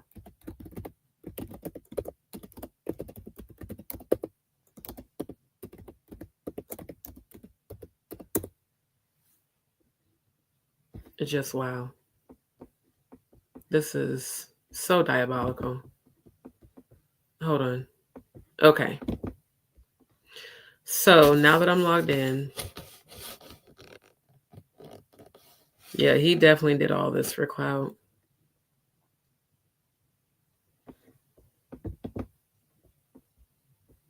See? My outlaw brother, Tupac, trusts this guy in the yellow. And this person says, when you connect dots, it's not hard to finish the puzzle. Dang, not Snoop. You see who's sitting right next to him? This is Diddy. I'm definitely saving this post. This is Diddy. Then there's this one. Live interview insider says Snoop Dogg is just like Diddy. I feel like so are you.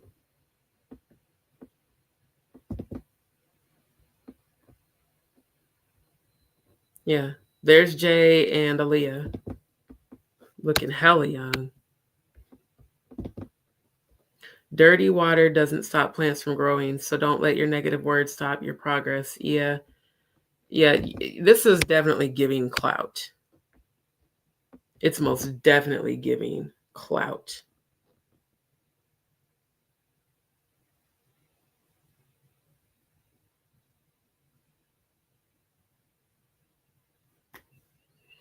I bought a copy. I've been in the business for 35 years and want to know who been walking around studio uncovered fake gangster.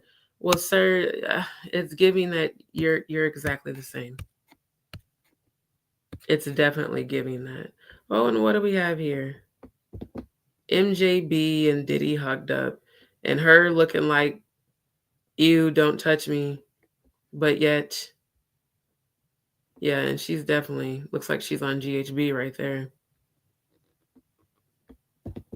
And yeah, Mary had a long time battle with being an alcoholic. This is crazy.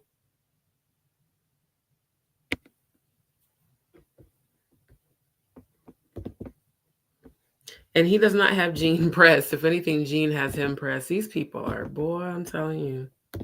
And so, if anybody opened that foot before, they take you probably from you anyway before you go upstairs, and they give you a token. Sure. So, Oh wait, what happened? Hold on, no, don't do that. Andrew said she's saying even if you cut a deal with the government, it might not protect you. Of course it won't. The government doesn't give a fuck, especially about us that are of a melanin complexion. They really don't. Those that control the game can change the rules anytime they want. Absolutely. And did and have. once they found out where once they had me there, that's when they went down there and took the phone. And they got over there and push play like, say no. They walked me right back down and said, "Oh, we need the phone." They already had it in their property. I know been in the court like that. That they take care of it. Okay. So again, just want to ask one more question. So if it came in through your phone and requested, hold up, y'all. I just found out he got a whole nother Instagram that's private. Ooh, check this out. Wow.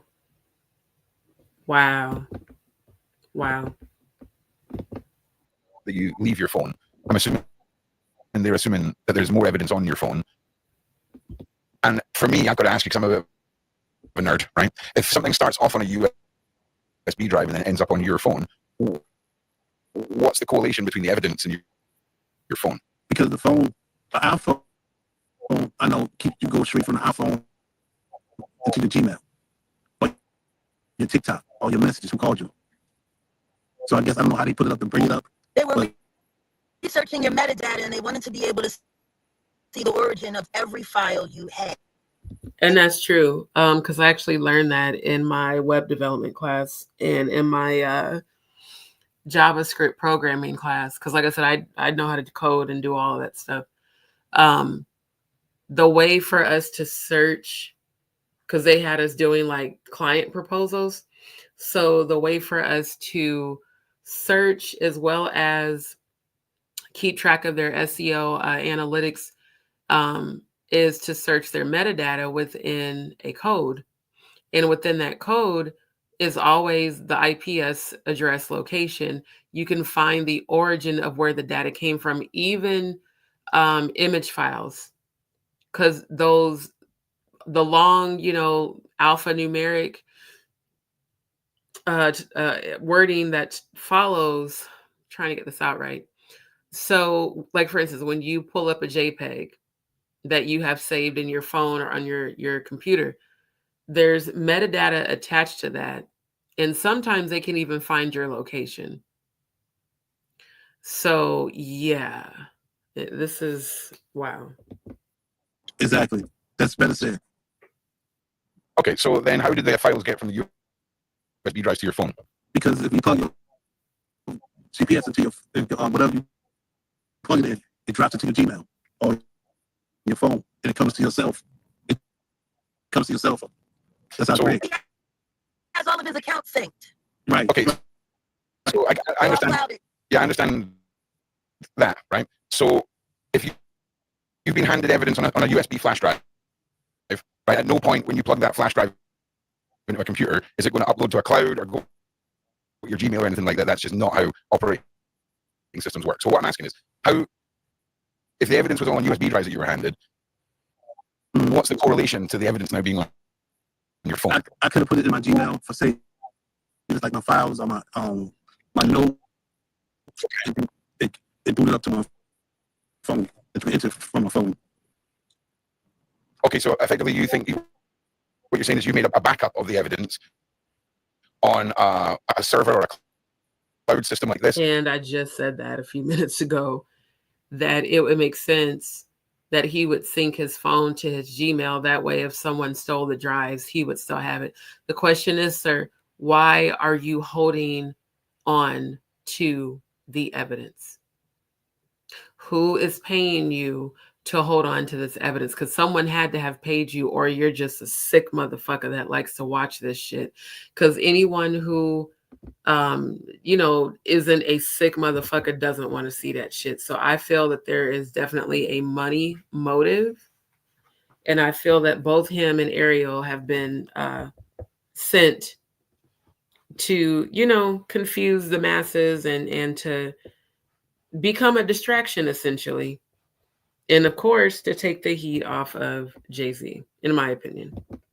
And then through doing that, your phone has automatically updated. That I can understand, just so that we understand. So, in your mind, then, I mean, putting this.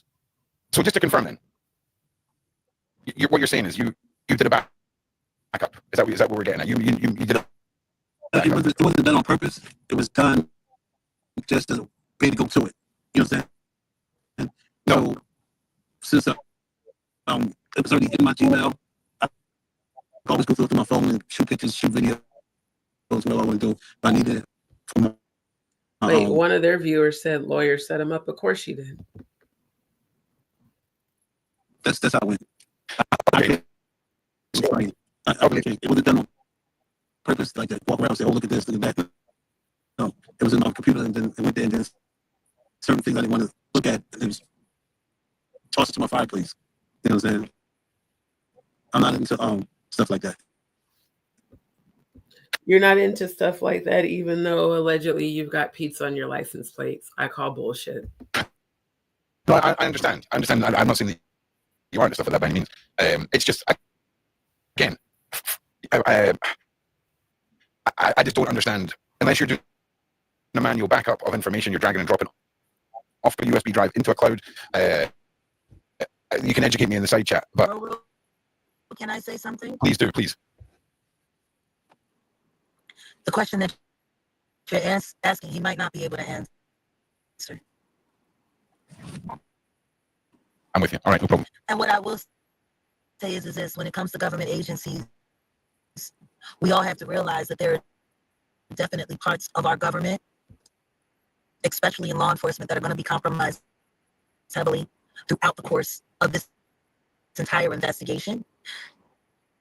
And there might be an idea that they weren't just looking for the evidence; they might have been looking for something else in his phone, or they might have been looking for, or possibly leaving something in his phone. Oh, I completely agree that these individuals who managed to make 300,000 children minimum, if not more, millions around the world vanish every year, they're more than capable of infiltrating an individual's phone. Exactly.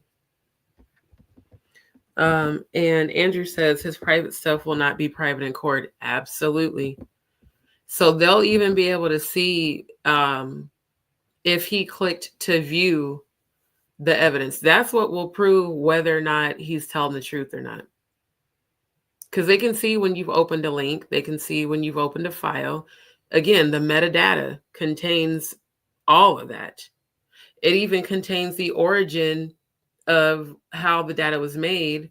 And unless that person, was super cyber savvy, they're gonna be able to trace it back to figure out who made this shit. And they'll and within the metadata attached to any video or image, there's a path as well. So they'll be able to track the path of that, meaning the first device it was played or viewed on, and then how, when, and where it was transferred. And corrupting it. So for me, I just wanted to 100% get they do tethers all the time. Yeah. Because all they have to do is put a tether in that phone. Yep. And they can put in whatever they want to put in. They sure can. But Jack, I mean, I'm not being funny. My background is in a lot of interesting tech stuff, and some of my former staff members, when we were hunting predators, we sent them Amazon gift voucher links. You have one Amazon gift voucher. Please click here. Sign up here. Dunzo. So yeah, and it's that easy. And By the way, Courtney, do you have spyware on your phone, or do you have any kind of tech person? I get all of my devices scanned at least once every 65 days, just to make sure I haven't picked up anything. It might not be a bad idea for you to find someone. Well, I was sweep your house. I would start doing that. Yeah. I would start doing that if it ain't too late. It's not. Listen to me. An ounce of prevention is worth a pound of cure, no matter when you put it in. Just, I think it might be smart for you to get your stuff swept and make sure you get a full diagnostic report of everything that was found in. If it looks like anything, like all of that. People keep forgetting AI is being used heavy in a lot of these cover-ups. Mm-hmm. Yeah. That might be a good idea. I definitely take that. In the past 4 years, I have found 10 different bugs. And that's crazy because I live a very quarantine life, which means the only way they got there was when I was taken into police custody or whoever I had in my life. Mm-hmm. They might have just wanted your phone so they could listen to the conversations that you had after. It'd be anything. They already knew what you had. That's what I'm saying. They already knew what you had. Making a big deal about it was kind of crazy. There's something else going on here. Mm-hmm. It definitely did. Oh, there's definitely a. And why is he being so passive in his responses? Like it's no big deal. One of their viewers said, I think someone in the car with him besides the driver, possibly. For all we know, Ariel could be sitting right next to him right now. Because too many of his responses sound scripted and coached, especially the one about Jay-Z and Beyonce. I could definitely see her saying, oh, make sure that you put out there that you're not talking about them and that, you know, you love them and you respect them. I would not be surprised if we found out later Ariel was sitting in the back seat with him. Massive mystery at play here, 100%. Okay. And all of you who are involved in this, obviously Jaguar and Courtney, Jaguar, we know how vigilant you are, but it's really time to, you know, get into that mindset, Courtney. Even things like the way you had your hands positioned caused a massive wave last time, right? And the internet is not, you can't slow down the internet, right? And I think it's been a much different, you know, version of Courtney this evening, but you need to really be super aware that if you've effectively been handpicked by a puppet master behind the scenes, you need to keep, I would just be 24/7 live streaming yourself, if I'm being honest with you, man. Because none of these stories ever have super awesome happy endings, and it's scary. Yes. No, the reality is none of these stories have ever had a happy ending because it's not meant to. I feel like, hold on. Let me situate myself back on this yoga ball. I feel like Courtney's going to be used, unfortunately, as a example, and even potentially as a sacrificial lamb. I really do. Film all the time, even if you're not live.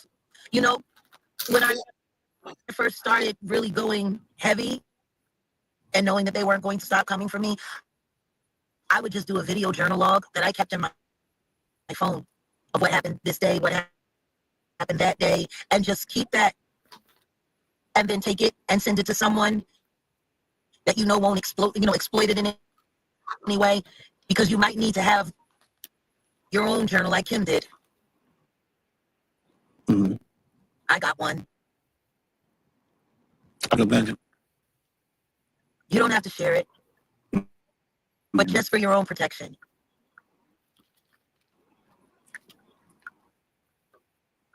You see how easy it is for people to distort words. Mm-hmm. Yeah, I just want to thank the side chat for being here tonight as well. And at this point, if we can all just give a little like and a little share, make sure you're all subscribed. Make sure you go to Jaguar's channel. Make sure you subscribe to this channel. Supporting everyone on this mission.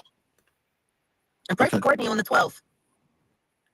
Thank you. I appreciate that. In that first hearing, Courtney, did it pertain to alleged evidence against the two celebs? Yes.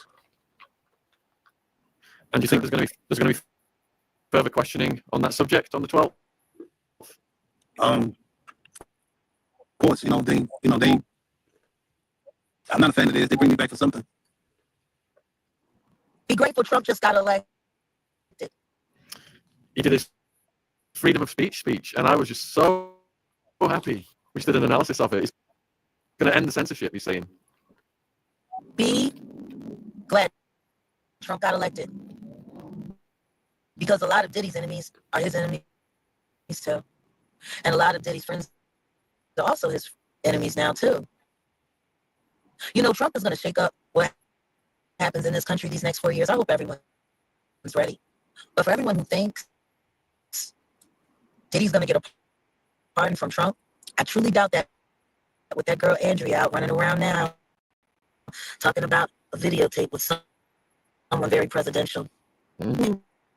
They were leaning into a lot of things. I'm gonna tell you something right now. Donald Trump ain't going down with the Diddy shit. I'll tell you that right now. That's not gonna happen. And anybody who bet against him, I feel sorry for them. That includes a lot of people that help support Kamala Harris. That might be your saving grace, Courtney. That might be your mother's grace. Your mother might have got that election won just for you. Yeah.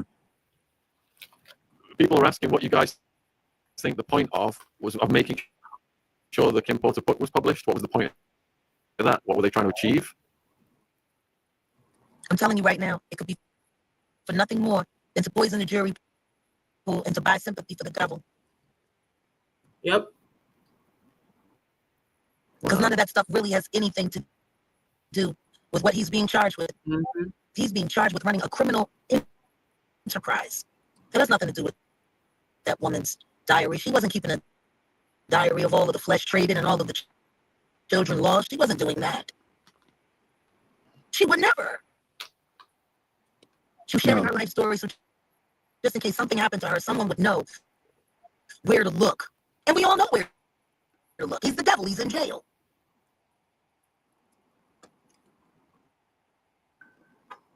Creates a lot of confusion, doesn't it? Yes, it does. And it makes a lot of people look bad for no reason at all, including him. You getting asked, Courtney, were you forced to publish this book or coerced in any way? I wasn't forced, but I was always questioning when. So, yes, I was forced. Definitely coerced. Yeah. Wow. See, and that's why I don't do the money. A lot of people think, oh, she's broke, she's this, she's that. The truth is, I'm worth a lot of money. I just couldn't tell you how. I don't be worried about it. I tell you at any given time that I want, if I choose to call my lawyer in Philadelphia and tell him that they owe me royalties, he can go and get me a $50,000 to $80,000 check right now. It's fine. It's sitting there to be waiting for me when I get there. See, I am the money. I never sweated money. But the second that you put a monetary attachment to it, people stop taking it seriously. They do. No matter how good your intentions are. Well, why don't you sue for what happened to you? Because it's going to become all about the money, and it's not going to be about the justice. Right. I will be about justice first. We'll deal with money later. And the truth is, the only thing I want is what people owe me. I just want what I'm owed. I've been robbed for years. I deserve to be paid. I did the work.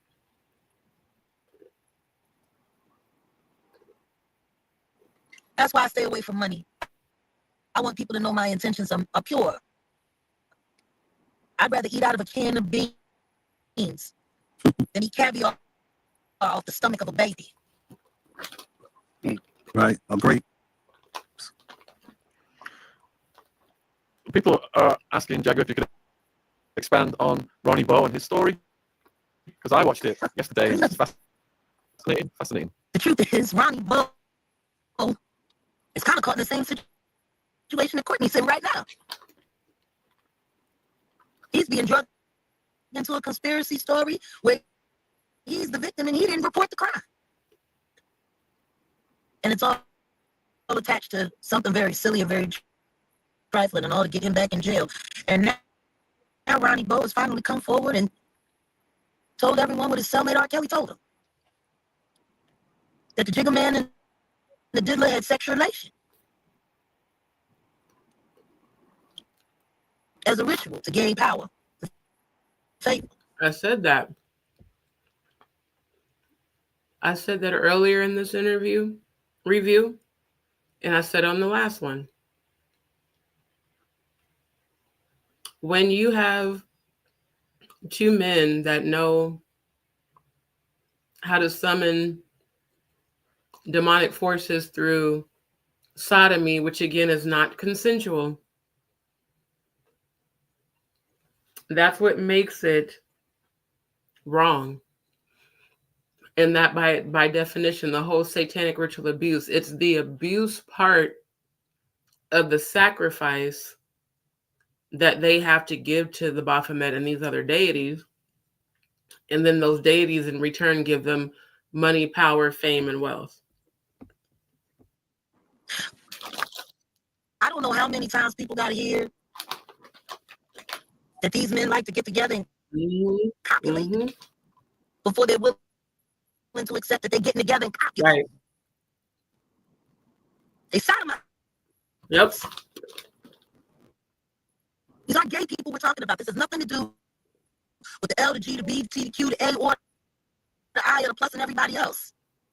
Right. This has nothing to do with sexuality. This has nothing to do with love. This is about domination, power, and blackmail at all costs. Yep. Because the only reason that man could have that much filth given to him in some anonymous manner in some way, with that much crack on it. Because that's crack. And I ain't mad at you for not wanting to look at it. Probably to give you a nightmare. You definitely couldn't play the lottery after seeing all that naked ass. Shit, I wouldn't want to look at it either. Jaguar, I've just had a message from a very brave. Notice that Courtney didn't say shit. He didn't agree with her like, yeah, man, that's nasty. He just sat there in silence. His silence is speaking very loud right now. Woman who she's alleging that Diddy shot her in the face in the nightclub, and she's asked if she could come on right now and speak to you live. You must be talking about my friend Natania Reuben. Yes. Yes. Yeah. All right. Let's see if we can bring her on right now. I just want to say, Jag, with speaking to Natania this week, she's one of the first human beings ever that's made me take a step back from myself and look at how quick I am to judge in certain situations with people. And I've never in my life ever had that, right? And it's not like I'm changing faith or religion, but it's like when you hear her speak, in her passion, and it was a moment last night for me. So I can't wait. You're a woman. And she's awesome. She is awesome. She's a really, really, really, really great lady, and I'm really excited to be helping her with some of her projects. But here she is, everybody. Hi. Hello, Natania. Hi. Greetings. Hi, Shaun. First and foremost, I haven't seen you yet. I mean, I've watched you, but I've not yet met you. My girl, Jag, I love you, baby. How you doing, honey? Love you, look gorgeous. What? Thank you. Well, this is together. I'm well. And, you know, Ron, I love Ron. Shaun, you did your big thing, as the young people say, with Ron. He's amazing. Thank you. And we salute your spirit and your bravery. And for the viewers who are tuned in right now, could you just briefly introduce yourself so they know a little bit about your backstory? Absolutely. So I am Natania Reuben, a.k.a. the dopest nerd. I'm a true nerd to my heart, but I'm also a woman who 25 years ago sustained a gunshot wound to the face at the hands of Shaun Puffy Combs in Club New York on December 27th, 1999. I have fought the good fight for the past 25 years, telling everyone who would listen not to be persuaded or conned or fooled that he, in fact, shot me. I watched him, and I watched Jamal Shine Barrow, who now wants to be honorable, fire their guns in that nightclub. I was struck in my face And I was struck in my face by a 9mm hollow point bullet. I still have 9 bullet fragments in and around my face and head. I've developed a seizure disorder, PTSD, traumatic brain injury, social anxiety disorder, migraines, a laundry list of illnesses, a laundry list of medical issues, just for being a victim of a shooting. But there was another person who was shot as well, and he's my brother in Christ. His name is Julius Jones, and a lot of people don't talk about him, and that has bugged me forever. And I have to always call his name because he was shot in the shoulder by Shaun. And so I am here for the good fight. I have to give so much love and respect to Jaguar. When I tell you the love that this woman has given me before I ever met her, she is my sister for life. And I'm not a crier, but I promise you, I tear up when I think about this strength, because this was my twin flame strength all along, and I didn't even know it.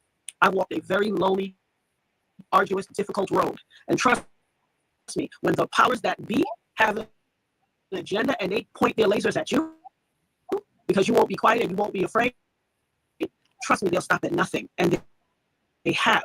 The only thing that saved me from the overt, just, straight away attempt at my life is because I won't stop talking. And trust me, I have recorded myself. I have full recitations of everything that took place. If I go, the airways will be flooded, and I mean it. And so I am eternally. Is anybody paying attention to Courtney?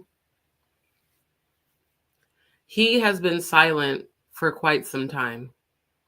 Now he keeps adjusting his camera as if he's intentionally not wanting the camera to capture the other side of the back of the car that he's in. Grateful for what you guys are willing to do, for the fact that you are willing to stand and listen to people and not jump to preconceived notions or follow what the mainstream media is willing to toe the line and let him get away with it. Because what is not lost on me is, had anybody listened to me 25 years ago, we would not be talking about little children who were, raped or molested, or whose lives were ruined, because they would have not had to endure what they endured if anybody listened to me. And the thing that I love to see is Jaguar's reaction to all of this. And I send her healing even at this moment, because it's so many people that have been hurt, and people she tried to help rescue, and people that she has rescued, and then others that she wasn't able to. And then even just Natania giving her account, and yeah, I can understand 1000% why she's getting emotional right now. like I said on that very first TikTok I did, for every single tear that I and my children had to cry, as well as my family, I am going to get $1 million in exchange for every one that I cried. I will not stop until he is under the jail, as they say in the hood, under the jail. And Jennifer Lopez, because she is 100% culpable. And I want you guys, so many people have challenged my integrity, called me a liar. You know, the Gen Zs and the Gen Alpha, she's capping. These people have harassed me incessantly on the internet. I've been cyber stalked, gang stalked. 3 weeks ago, somebody stole the license plate off my car. Just nonsense, just all types of nonsense. But one thing I will not do, I will not disavow my grandmother, Vivian Amelia Mead, God rest her soul, and her best friend, Jean Smith, that told me when I was 5. People will come from far and wide to hear you speak. Baby, they got the right one today on the right day, and I got time. God has called me to this, and I will walk out my whole purpose in life, ensuring that this empire of Babylon is taken down. And anybody who wants to stand in the gap, well, so be it. Because my name is David, and I sure ain't scared of no Goliath. I got a sling and a stone, and I got a pocket full of rocks. Try me. I love her spirit.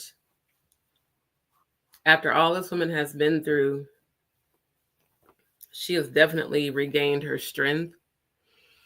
And that's the beauty of overcoming trauma.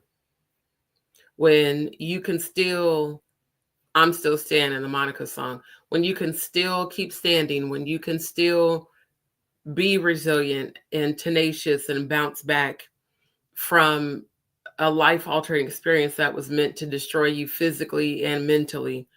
And definitely shout out to Natania. I love so much her energy and her spirit right now. It's amazing. Natania, you're such a powerful speaker. Jaguar, why has Natania's story been suppressed for so long? How have they got away with this? Well, I would like to start with how her story was disacknowledged as reality and actual reality, but it made it all the way to NBC as a television show, an episode of SVU, Law and Order, 3 Dog Night, episode 9, season 12, which was replaced and now in that catalog with a new episode called Gray. I was an avid SVU watcher. And I'll never forget when I saw that episode. Kerry Washington was starring. Idris Elba was playing the role of Diddy. And I got upset because I thought to myself, they shot that woman that night. And they didn't even talk about that. And it was so obtuse. And I said, is she still alive? And I went and I checked and they said that she was still alive. And I said, how is this on TV? And no one will acknowledge what happened to her. How is it an episode on Law and Order, one of the biggest crime shows in the world? And the real life crime is still not being acknowledged. And that was around the time when anytime someone would start talking about Diddy, oh, no one can do talking about J-Lo, I'm like, after what they did to that woman, I don't want to hear anything about. You know, I never stopped. I always thought about her. And they paid good money to make her truth unreal. So for people like Natania, for people like me, to stand there in the face of constant disagreement and have the result, know that God is in control of all. Very few people make it through what this woman made it through. It was God that kept her Absolutely. here. Which is why I get so upset with people when they do the idol worship and the hero worship, because not even God can do that. Right. That's right. Like the God you serve, you know, when I think about the God that they talk about, because everyone keeps talking about God. That terrible Khaled album, God did. When I heard it, I screamed. I said, I know the God you serve, and my God ain't had nothing to do with none of this foolishness. Absolutely not. You got going on. And it's weird because those of us who truly believe in the true source of all and the true power, we have no problem calling it out. We have no problem calling his name. In Yeshua's name. Ashe. Asheo. Asheo. We're not ashamed to do it. Why can't none of these devil worshipers say, hey, I love Satan.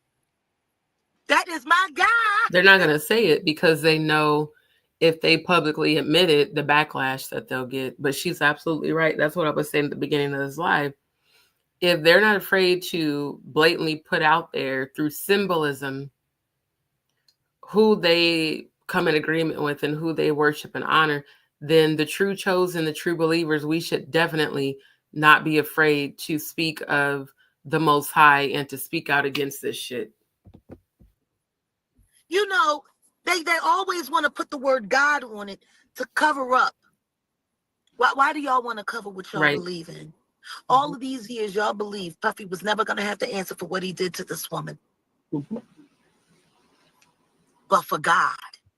Right. It's called devil talk. They try to devil talk to throw you off. Let me tell you something, Courtney. From the first time I saw you, I had to go into my spirit because I'm a woman of major faith. And I'm an empath and I have a prophetic gift. I didn't ask for it. And trust me, there are many days that I like to take it off and leave it on the dresser when I go out. But You don't get to choose. You don't get to pick and choose. When God selects you, and he doesn't call the qualified, he will qualify the called. And clearly that is who he knew I need to be. I love how she said that. He doesn't qualify the call. Wait, how did she say? He doesn't call the qualified. He qualifies the called. It's very, very, how do I say this? I don't want to just say it's true, but because it is, but it's very illuminating, I guess you could say, because most people who are the chosen don't feel that they're qualified to be that. And you have to understand that if God decided to choose you, whether you feel internally if you're qualified for it or not, obviously you are. My jury was still out on you. I kept saying, what's going on? But then instantly I could see, one thing that never left me is that I could see the innocence. And I said, this man has no idea what he's in the midst of. No, Right. I need you to look to the left and look to the right. And if they're not standing there proclaiming to worship the same God and honoring the same God in the spirit of your ancestors that you are, you better watch your back. Mm-hmm. Let me tell you something. They finesse you out of your existence. Yep. They come to you under the guise of friendship. And they can start out as one thing and turn immediately to something else. Protect your neck, as the young people say. You understand me, brother? Yes, You man. better get down on your, they say get down on your knees and pray, but there's an even deeper level of prayer called getting prostrate, getting on your face, laying on your belly, arms extended, face to the ground. And she's absolutely right. That's actually what we used to practice when I was on that spiritual warfare team. And I've done it myself just in going to God when I've been needing to be in that secret place. She's really spiritually coaching him because he does not realize that the energy he's came in agreement with is definitely demonic. And I feel like she's spiritually giving him some game. Like, bro, you need to lay before God and number one, ask for forgiveness. And number two, ask for discernment and guidance, because these people who have involved you in this shit have involved you simply to be the sacrificial lamb. And you better call on that God. You better call God and sacrifice. You better sacrifice and submit yourself unto him and say, Father God, whatever it is I'm in the midst of, whatever I've been entangled and ensnared in, I need you to direct my. Hold up. I just got a scripture.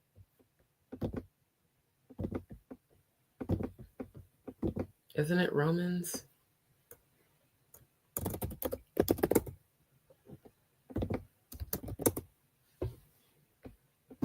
Yeah, Romans 12:1. I knew it was.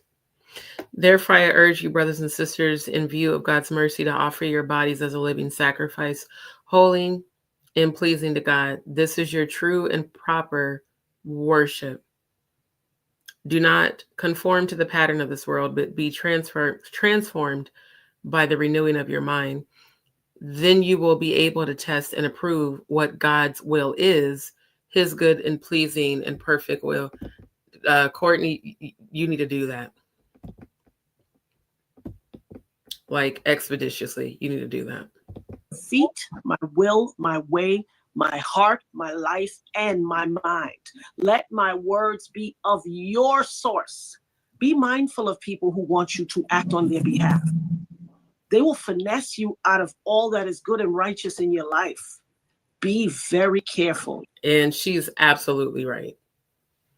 Because for them to have selected him and chosen him, I definitely feel it's for facetious purposes. You hear me? Yes. A lot of people came out and had all their things to say, and I said, I see something different. I see something different here with him. And I wanted to talk to you. Brother, don't take anything for granted. You hear me?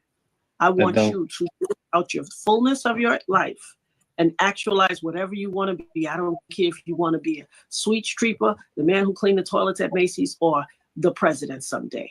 Watch your surroundings, Be very mindful of who you trust. Go back to something fundamental that your grandmother, your mother taught you. Get back to that gut. If you don't feel it in your stomach, it's not of God, because your gut and your brain are one. If it doesn't affect your stomach, if something in your stomach don't tighten a little or go queasy, I promise you, you are being misled. Then with your head and your heart. Those who have eyes to see and ears to hear will understand what I'm talking about. I don't think you realize what you're being ensnared in. And I feel like somebody else is like Geppetto, manipulating strings behind. Somebody just got in that car. Notice how he was so communicative with Jaguar, but for like the last hour, damn near, it's been very short answers, and I just saw and heard someone get in the car, because that's why he kept looking off to the side, watching whoever is in the car with him. Something in me is telling me that it's Ariel behind the scene, and you don't realize it. Be very mindful of what you say. I could have sworn I just heard a female's voice. Hold up. To out your fullness of your life and actualize whatever you want to be. I don't care if you want to be a sweet streeper, the man who cleaned the toilets at Macy's, or the president someday. Watch your surroundings. Be very mindful of who you trust. Go back to something fundamental that your grandmother, your mother taught you. Get back to that gut. If you don't feel it in your stomach, it's not of God, because your gut and your brain are one. If it doesn't affect your stomach, if something in your stomach don't tighten a little or go queasy, I promise you, you are being misled. Then with your head and your heart. Those who have eyes to see and ears to hear will understand what I'm talking about. I don't think you realize what you're being ensnared in. And I feel like somebody else is like Geppetto, manipulating strings behind the scenes, and you don't realize it. Be very mindful of what you say. I don't care if somebody calls you slow. You think. There is a woman in the car with him. I can hear her talking. And she has opened and shut that door about 3 times. Man, I wish I could hear this more audibly to see a voice match if it's Ariel. Because it definitely kind of sounds like her. Talking about. I don't think you realize what you're being ensnared in.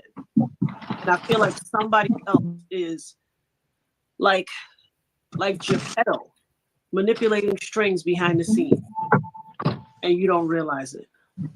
Be very mindful of what you say. I don't care if somebody calls you slow. You think deeply before you answer any question that you're asked.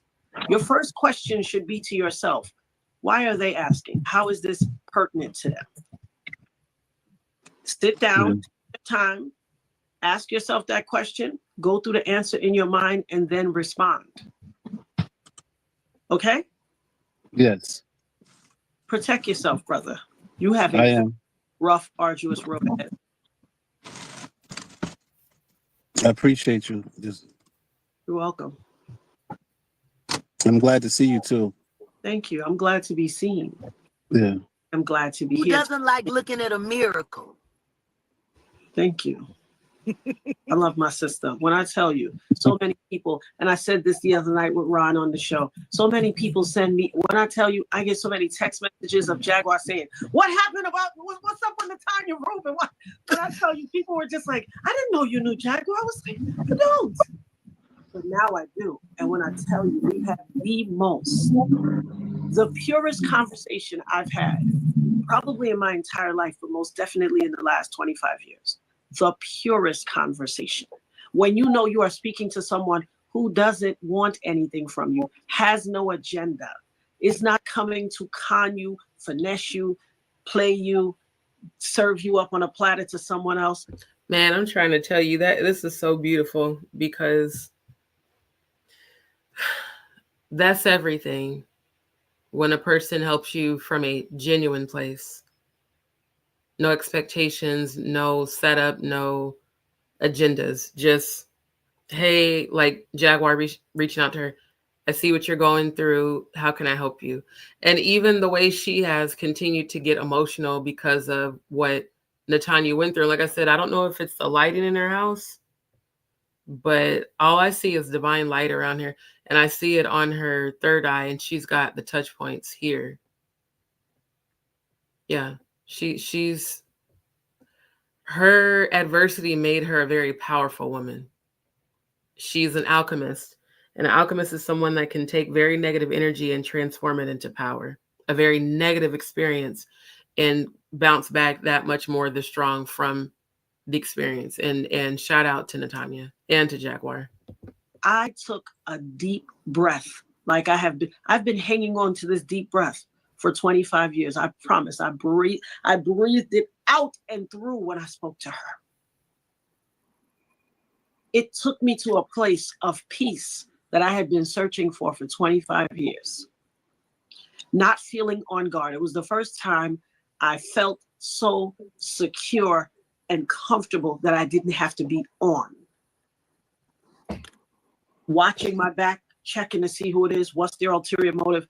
The woman's heart is pure. And those who don't know it, I don't care what you judge about delivery, because passion doesn't come across monotone. Thank you. That's what I've been trying to say this whole time about Jaguar.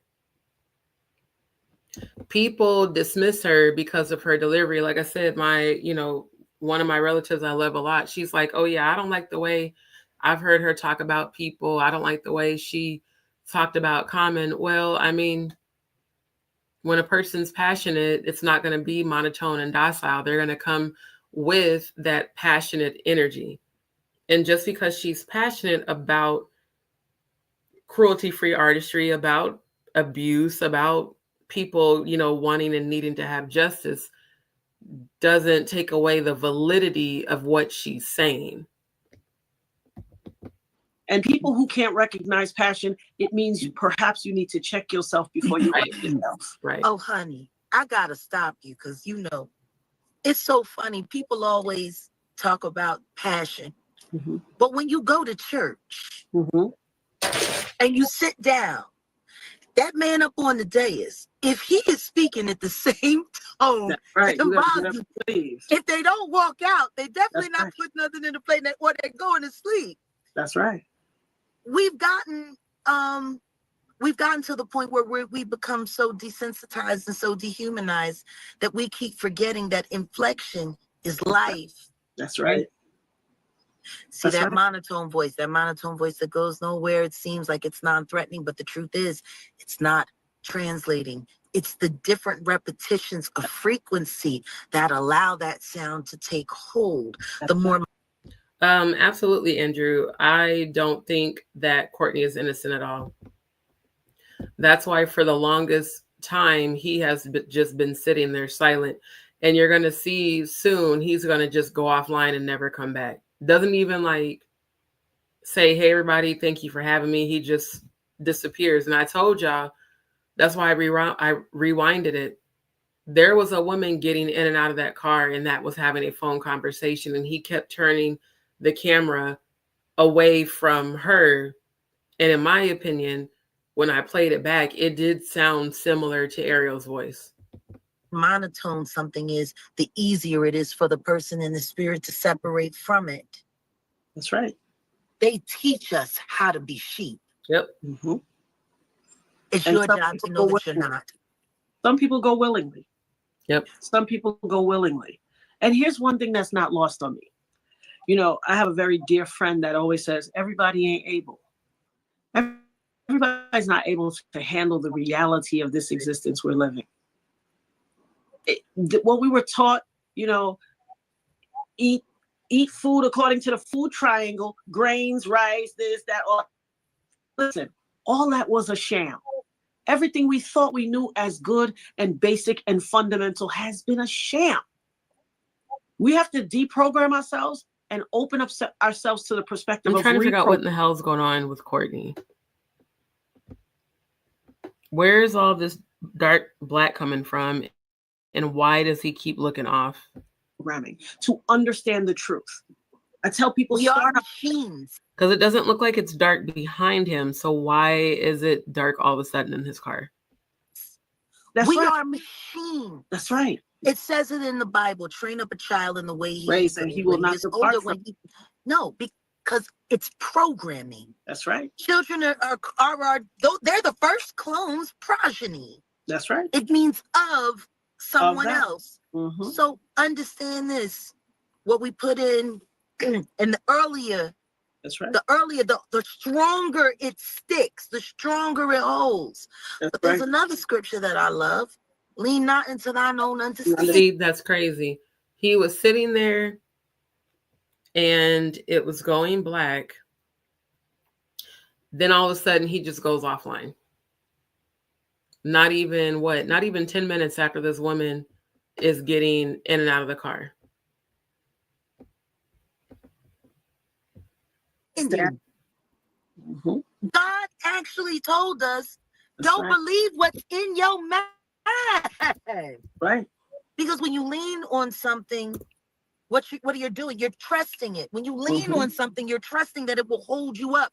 You're putting your faith in that thing.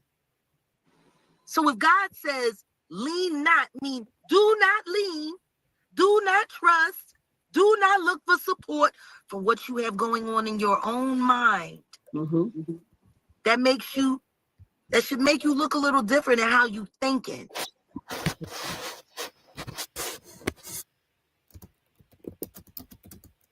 Okay. I just wanted to pull that up. Proverbs 3:6-5. Trust in the Lord with all your heart and lean not to your own understanding. In all your ways submit to him and he will make your path straight. Shout out to Jack. Because if everything in your head is a lie, where's the truth? Right. That's right. Where's the truth in you? And we have to be. Everything. Your grandmama lied to you, and she lied to your mama, and then your mama lied to you, and then the great grandmama lied, and then you're lying to the baby, and then we come from a culture of lies. Yep. Mm-hmm. We are not honest about ourselves. We're not honest about our families. We're not. The truth is, if most women were honest about motherhood, 75% of most women would tell you they would have skipped it. That's not a lie. And when I ain't gonna lie at all of my friends that have kids was like, why do you want to have kids? Like, I would rather be in your position. And I was like, well, I've lost 5 and 3 of which I know is pregnant that I wanted. But I hear a lot of women say that, like they would have skipped it because it gets to a point where it goes from being a beautiful experience to being a very difficult task. So, I definitely, what Jaguar has said, I've definitely heard that a lot over the years by multiple, women who are like, yeah, I wish I wouldn't have had kids. I don't feel that way, or at least not right now. I don't have kids, but if I do end up having my children, hopefully it'll be a better experience than some of the other women have had. You are willing to break the mold of everything that you were taught, you get ostracized. I talked about it on the show the other day. I don't beat children. I don't believe in it. I will not lay my hands on my children because the world is going to beat them anyway when they get out there. I was chosen by God for these particular children to nourish, to guide, to love, to teach, to usher them up into adulthood. What do I gotta want that, though. Hitting you. And most women have children to claim a relationship, to claim status, to claim financial gain, whether if it's from the state or through marriage. There's a lot.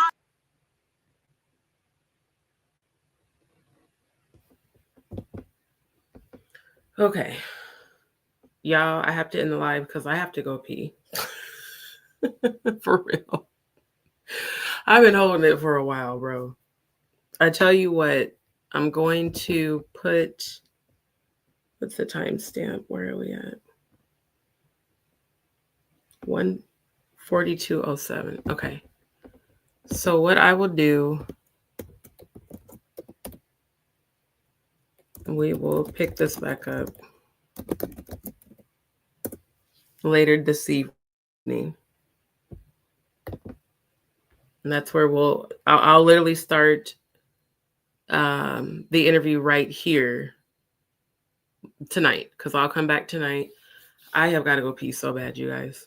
And I don't want to take you in the bathroom with me. Plus, it is almost 4 a.m. my time. So I want to thank everyone who tuned in tonight. Thank you, everybody who posted in the comments. Thank you to everyone who has been a returning viewer. I really, really do appreciate you all so much. And shout out to the News DzPeepz. Shout out to Natania Reuben. Shout out to Shaun Atwood. Shout out to Jaguar Wright. And shout out to Ron. I love what all these people are doing, and what they are doing is God's work. Thank you to everybody who was a returning viewer tonight. It really does mean a lot to me. And thank you for my new subscribers. For those who have not, don't forget to like, share, and subscribe. If you would like to drop a blessing to support my channel, the Cash App is flashing across the bottom of the screen. But at this point, y'all, I can't hold it no more. So I gotta go. I gotta go pee so bad. But come back again tonight. We'll finish watching the interview. You will love the rest of it. Just like the energy right now with the women is so powerful. It's going to get even more powerful. So again, thank you guys so much. And y'all have the sweetest dreams.